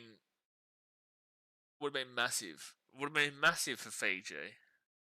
Because they did put themselves as eligible. I don't understand why they didn't get picked. Gato Voto gives it off here to Jacob Alec-Winky. And Alec-Winky will be third tackle at the 50. 23 minutes to go here in the game. Out to Cooper Bye. Cooper Bye then gives it across. At least Papua New Guinea making errors in this situation here in the second half. Cook Islands made it close, and now Papua New Guinea should open it up. Jack de Bellin. He'll bring this ball to the 25 on fit tackle. Fit tackle. Now give it across to Lachlan Lamb. Lamb up into the air and knock on Cook Islands. And this should be the game here. That's offside, 2 penalty. Don't hit the 2 Papua New Guinea. It's out to the left anyway. Please go for the try. But this should be the game right here. If they score another try, Papua New Guinea, it should be too much for the Cook Islands to handle. Which says too sexy. They would distract the other team. Makes sense. Look, it makes sense. It makes sense. And that's why Cook Islands are losing today, because Cooper Bye. They're not challenging. Stop it. No, stop it. You're not challenging. What are you challenging, Cook Islands? Captain's challenge? Oh, they're challenging offside?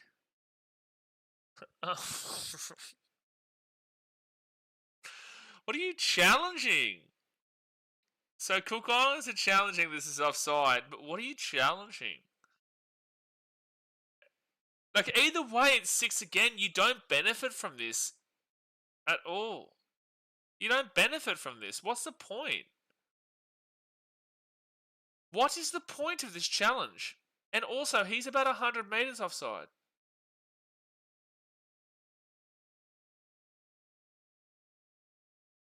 Unless Labour touches this ball, they're not challenging for this, but Labour may touch this ball himself. This actually, I think it comes off of Isamayolka. Great angle there where we can't see the ball at all. On-field call. So they're going to say it comes off of... What are you challenging here? He's offside by about 3 years, mate. He's offside by dead set 10 metres. 10 metres! Yeah, great grainy footage. Challenge unsuccessful. What a gigantic waste of time, Cook Islands. What was the point of that? What was the point of what I just witnessed? Unbelievable. Alright, well, Papua New Guinea are going to go for the try. They're not going to go for the 2. And now Cooper Bye. And there was just no point to that. Like, it would have been a 6 again for Papua New Guinea instead of a penalty. And Papua New Guinea are going to go for the attack anyway. First, a tackle, Jack de Bellin, short ball on the line. Lachlan Lamb, second tackle, 5 metres away from the line. A minute of my life, I'll never get back. Yeah, absolutely, with the grainy footage too. Jack de Bellin. He's going to be 3 metres out from the line. Third tackle. Out to Alec-Winky. Alec-Winky will be 3 metres out from the line. Fourth tackle. Out to the left. Easy try coming up. Oh, wow, they blew it. Fifth tackle, 3 metres out. That should have been an easy try out the back. They go quickly. Then they get out to Lachlan Lamb. Bit of a scramble attack there, and it was an awful kick. And Cook Islands will get this ball out of the in-goal. Be 2 metres out. Not a great attack there from Papua New Guinea at all. But just says, take the field goal, you cats. That would just get Jay too excited, mate. That'd get Jay too excited. Jay says 110 watching. Hit the like button, sub up and jump in the chat. On our way to 40k. We are on our way to 40k. Trying to get to 40,000 by the end of the year. It'll be tight. We do have the Samoa tournament tomorrow. We do have Australia vs England tonight. We've got some big games next week. And we've also got the Australia vs England Ashes series in the cricket, which will be live for every single day of it. Fourth tackle now at the 30. So, like I said, thumbs up and subscribe. But Cook Islands now, they'll be at the 40 on fit tackle. 40k sensational. We're nearly there. We are nearly there. I think we're about, 1,600 subscribers away? 1,500 subscribers or so. Papua New Guinea, grab the ball at the 10. Robert Derby. I wanted to say, yeah, we're about 1,600 subscribers or so away. But that'll be off. And for some reason, YouTube doesn't show the live subscribers. I have to update that. Sometimes there'll be public subscriptions, which you've seen before, but that will improve by about 20, 30 at a minimum from today's game. Third tackle, that just wouldn't have updated live. Third tackle now. Oh, one-on-one strip. That's fine. That's one-on-one strip. Isan Masters, good strip at the 35. Don't you dare kick that ball. Paul Olberg is going to bring this ball to the 25 now. First tackle. Maxton says Broncos NRL and NRLW winners trophy. Meet and greet earlier in the day. Close off with Kumuls winning. Too good. Good stuff, man. Well, it's not been a great performance from Papua New Guinea, and they haven't necessarily won yet, but let's just see how it does finish off here. And here we go. 6 again for the Cook Islands. They're 15 metres out. Isan Masters gives it across. Ruben Porter is 7 metres away from the line. First tackle. Nana Plaza. Nana Plaza is where the 40k party is. God help us. God help us. I don't know if Olivia's going to enjoy doing that that fun trip with us, lads. Second tackle went out to 5. Second tackle. They go to the right. Ngatu Kaura. Isan Masters. This is a try for the Cook Islands. And they're going to score close to the post here too. And Issa Mallorca is going to make it a 28-20 game here with a kid to come to make it just 6 points. This game is not over yet, lads. This game is not over yet. Brenton says Olivia is part of the boys. Correct. But also, Nana Plaza is an interesting prospect. It's an interesting place. Interesting place for sure. Lagan says 38.4% of the way to a YouTube plot. That'd be really cool to get that. But ultimately, the NRL is such a limited sport growth-wise that I'm very happy being where we are. Because for fan-created content, I'm pretty certain we've got the number one for fan-created. Because you've got Kemp, who's at 55. I think Chad Townsend's at 49. Again, player. I think Levels is 1,000 above me or something. I don't know where Levels is, but they're close. But again, ex-players, Justin Horro and Willie Mason. I don't know who else is above. So it's pretty good. I'm super happy with where we're at regardless. And considering the size of Kemp and that he's at 55, 100k, that's why you need to do multiple. If you want to get to 100k plus, you need to do multiple sports realistically. You need to, because NRL's too limited. But Cook Islands now at 13, we'll kick it and we'll hit it, son. It is 28-22 with 17 minutes to go of the game. Dad said he would chop his mullet when we hit 40k on a stream. Daz will never chop his mullet. Sean says, I'm married, so I have to behave myself, so we'll just get pissed. Sean, stop it, mate. You're in Thailand. Give it a rest. What are you thinking? What are you talking about? What are you talking about, mate? What are you talking about? What are you talking about? Brenton says, she'll get on the margaritas. Yeah, the margaritas. I don't know if there's going to be too many margaritas that I'd be drinking at Nana Plaza. I think just go for the simple beers or maybe like a whiskey coke or something. I think that's probably what you lean with at Nana Plaza. First tackle here at the 15. They go to the right-hand side now. Cook Islands will be at the 20 on second tackle. They are only down by 6 here. The Cook Islands have a chance to create an upset of all upsets. They are now 25 metres away, third tackle. They're also winning the second half by 4 points, mind you, which is what they did against Fiji last week when they won 18-16 second half, but they lost the game 44-24. Bottle drinks. Absolutely, Sean. Don't know if I would be going for the old margarita. That'd be a bit of a dodgy ending of the night, I reckon. Fourth tackle out the 50. And bring plenty of dollar bills.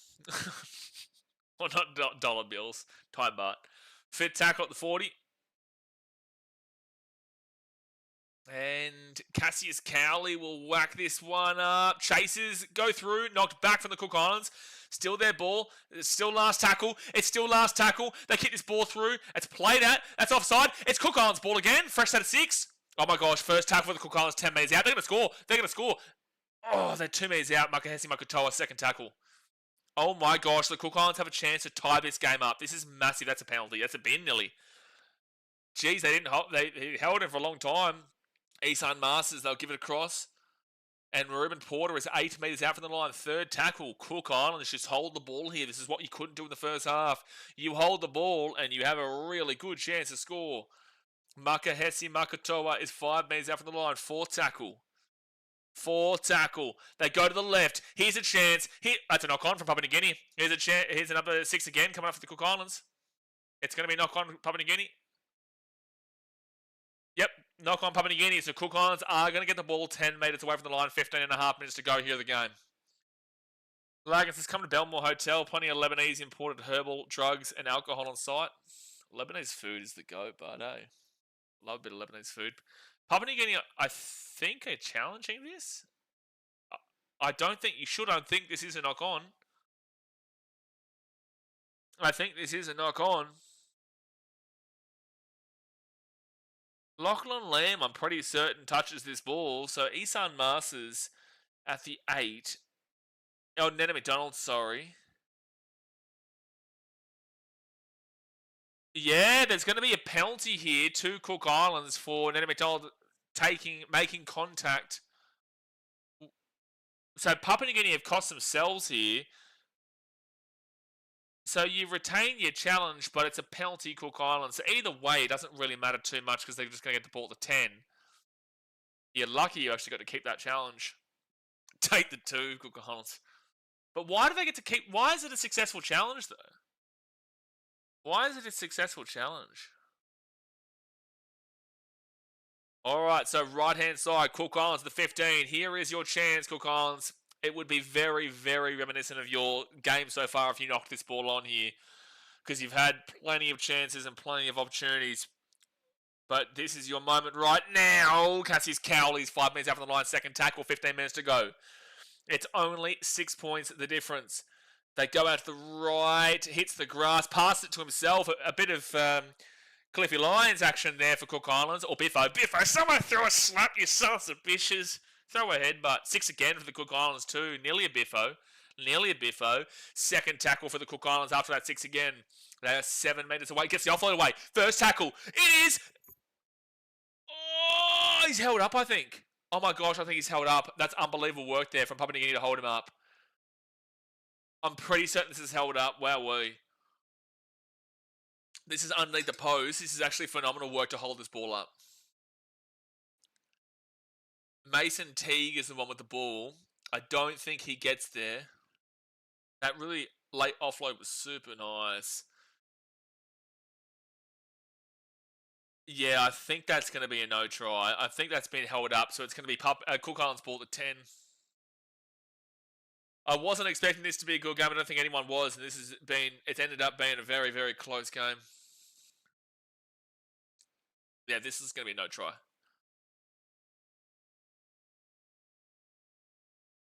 Ball is always up. Okay, so it's going to be second tackle for the Cook Islands at the 10.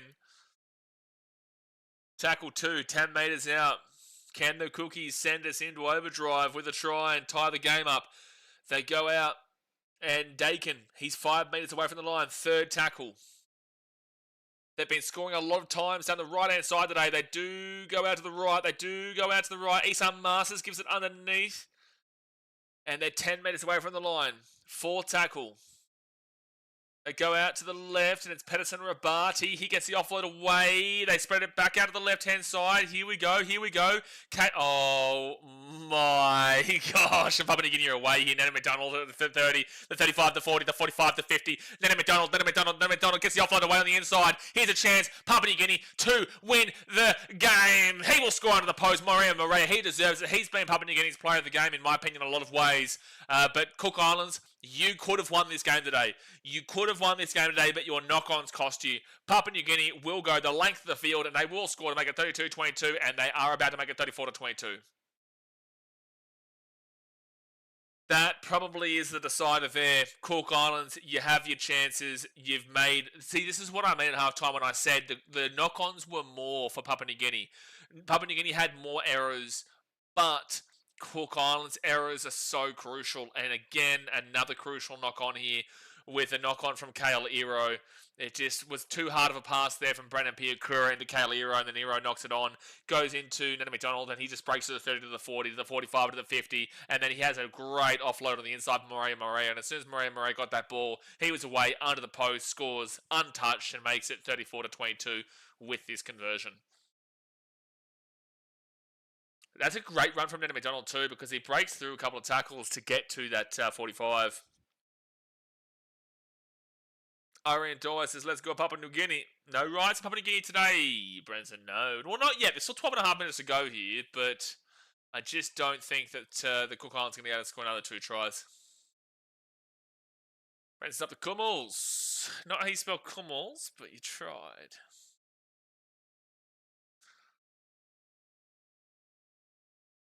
Papua New Guineans super happy in the crowd. That was a great try there for Papua New Guinea, though. Great try. Well, the commentary's talking about how Morea might get some NRL club inquiries. I don't know if he's on NRL level, but he's been really good today. But it says Niue would have won this game. I reckon Niue would have won this game 15-0. Brent says, lucky Sam wasn't here to correct you. Sam's drunk. He's all over the place. Matthew Bocani says, go to Kumuls, fly away. Yeah, they've been a bit unimpressing today so far, but they should be getting the win from here. Don't forget, guys, we'll be live for Australia versus England later on tonight, 9:30 p.m. my time in Singapore, 11:30 p.m. for you guys in Queensland, and I also think Papua New Guinea, and then 12:30 a.m. for you guys in Muppetville, New South Wales, the place that doesn't know what a time zone is. Sam is married now. His balls are his partner's handbag. That is true. Papua New Guinea grabbed the ball at 25. 12 minutes to go, the first of the game. You are right, though, Mr. Hayes. You are right. That is correct. That is correct, Mr. Jenkinson. Unfortunately, we lost him. Not to a female. Just to be a nerd. So it's going to be third tackle. And Papua New Guinea will be at the 40 on their own side of the field. Eliza Ruiz, get around Eliza. Forward tackle now, Papua New Guinea to 50. Yeah, Alex Johnson hasn't only ever played fullback for the Kumuls, so it is interesting that they did decide to go for the wing today, but this is what I was talking about. Alex Johnson is not a fullback. He just simply isn't, and hasn't been good for Papua New Guinea in the fullback for years. Yes, he's a great player, but he's a great winger. Whilst, Voro over the top here, that's a penalty. That's a penalty. Yep, thank you. That is a penalty to the Papua New Guineans coming up 20 minutes out. Voro was clearly taken out there without the ball. But Papua New Guinea have been very weak in the fullback department for a long time because they've been maintaining Johnson as a fullback. Well, now you've got a legitimate fullback in Morea. He's been really good today. Yeah, he's made a couple of errors, but overall, he's been very good today. Justin says, I don't know why when Papua New Guinea against Fiji, they play well, and against other countries, they don't really the same. Papua New Guinea, on a global level, are not as good as Fiji. But when Papua New Guinea play Fiji, Papua New Guinea beat Fiji. It's the weirdest thing. Fiji are better against the big teams than Papua New Guinea are against the big teams, but Papua New Guinea just usually beat Fiji. Next week will be interesting, because I think based on the two performances, both have been underwhelming, but I probably would say Fiji were less underwhelming than what Papua New Guinea been today. That's going to be a knock-on from Papua New Guinea there, and Cook Islands will get the ball here at the 10. 10 minutes to go of the game, guys. Hit that thumbs up button, subscribe. We will be live with our Papua New Guinea-Fiji game next week. Also, we'll be live, like I said, Australia-England tonight, and then also Samoa-Tonga tomorrow. And then next week, we'll also have New Zealand versus Tonga. Mitchell says Johnson at prop is better than Johnson at fullback. I wouldn't even disagree with you. I know it's a joke, but it's a great tune. Project X tune. Great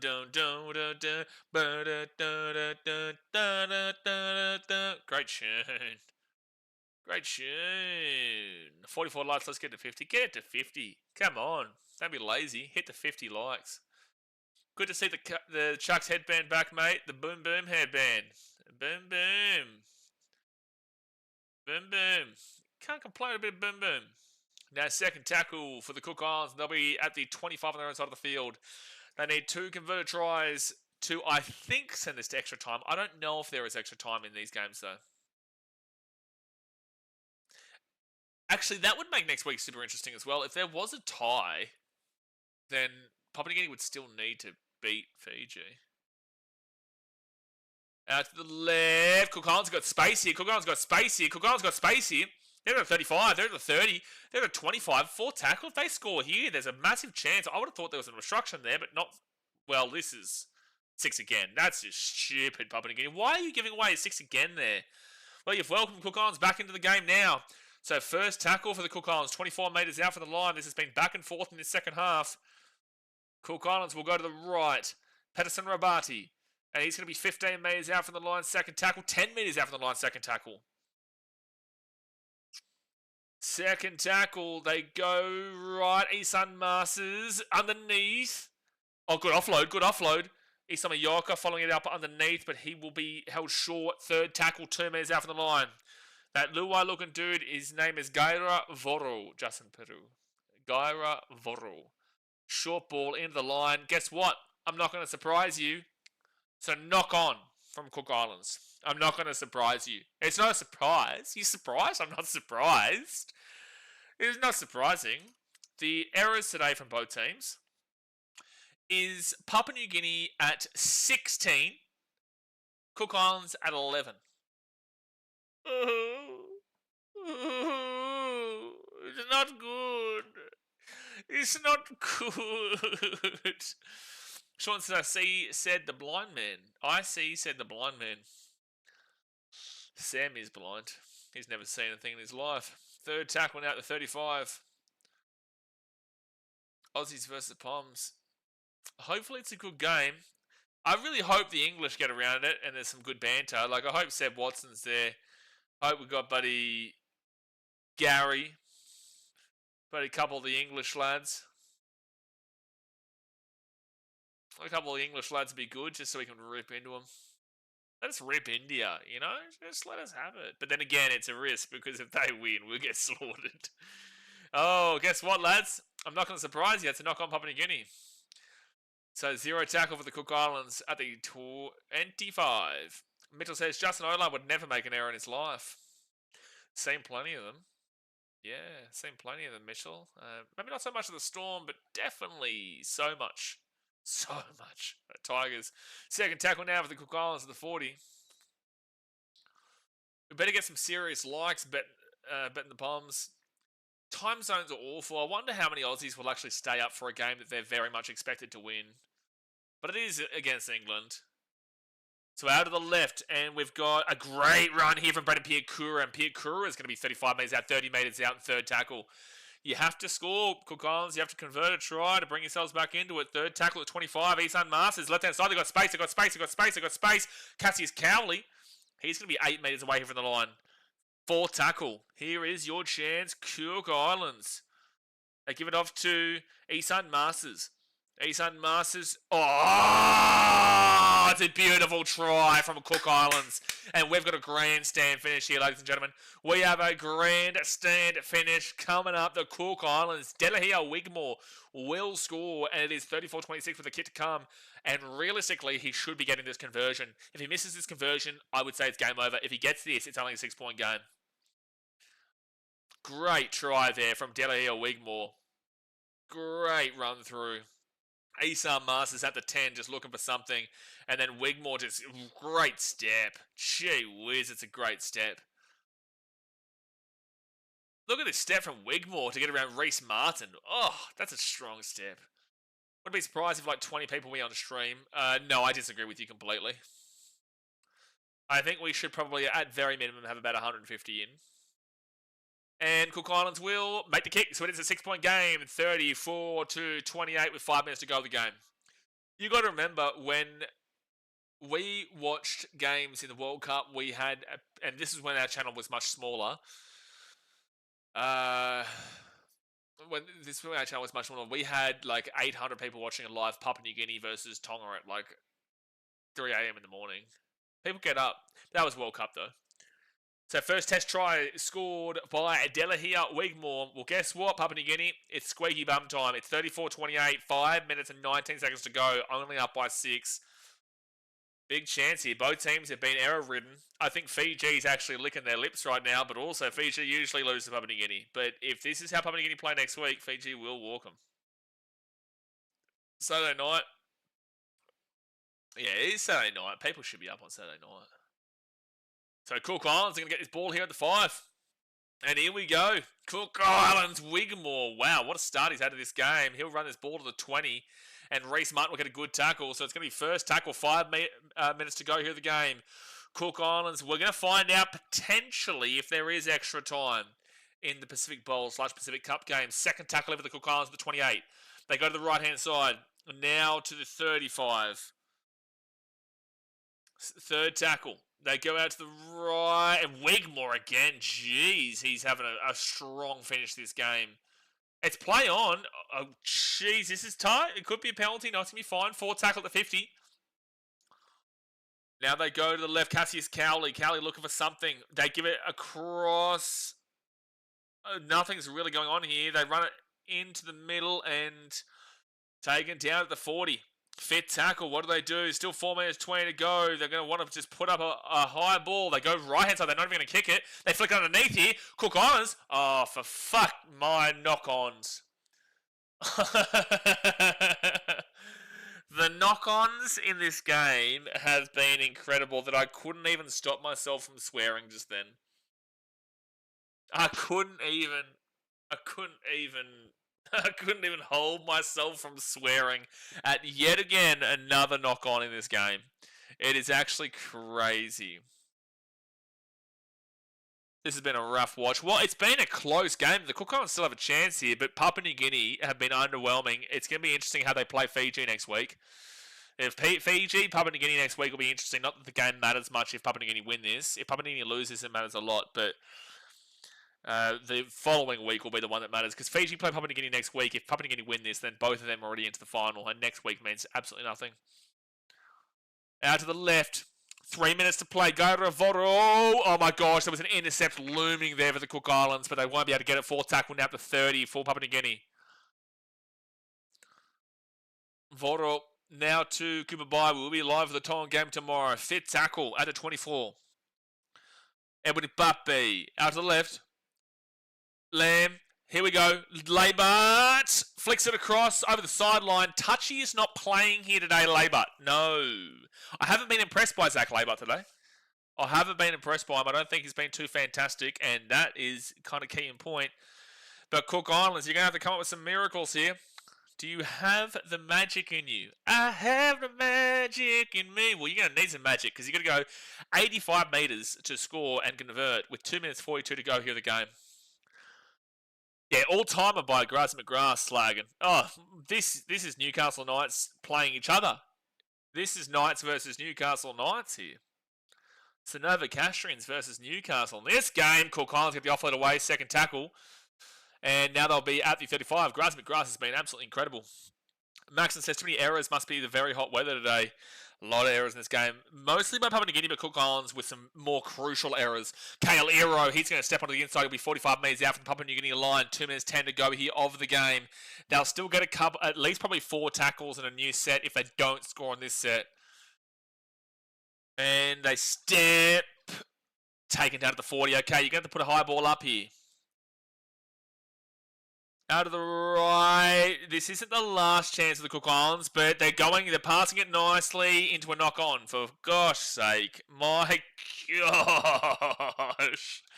A minute 42 to go here in the game. Another knock-on from the Cook Islands. You just can't write about it, lads. You can't write about it, ladies and gentlemen. You just can't write about it, lads.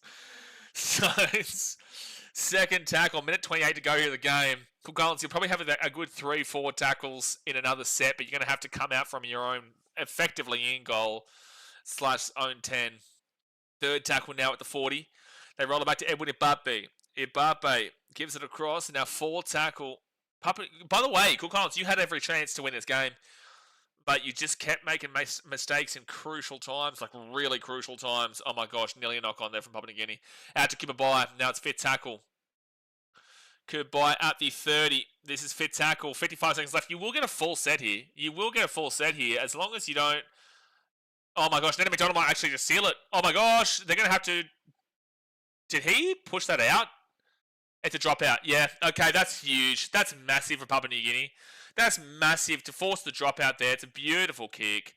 So they're going to have to go for the short drop out here, grab it, and then go 90 metres. That's probably won them the game, that beautiful kick there from Nana McDonald.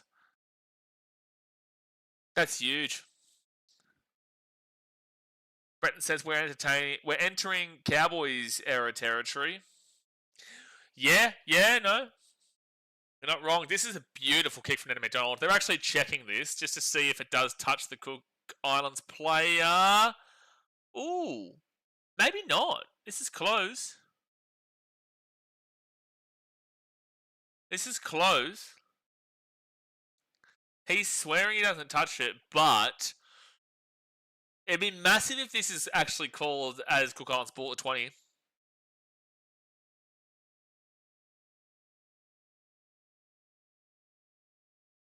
And I don't think he touched it.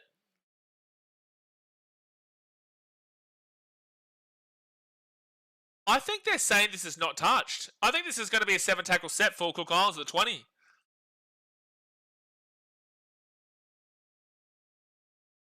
So, yeah, this is a 7-tackle set for the Cook Islands. Okay, well, they've got to go 80 metres in 40 seconds. Cook Islands, 0 tackle at the 27. This is your chance. Hold on. 28 metres out, and it's going to be first tackle. 28 seconds to go now of the game. Down by 6. They've got to go 65 metres. They go to the right. And Pedersen Rabati's at the 45. 20 seconds to go here of the game. Second tackle. Who cares about the tackle count? Who cares? That's a penalty. That's a penalty, and he's in the bin. Oh, my gosh. He's going to go in the bin. Yeah. That's intentional. That's a professional foul.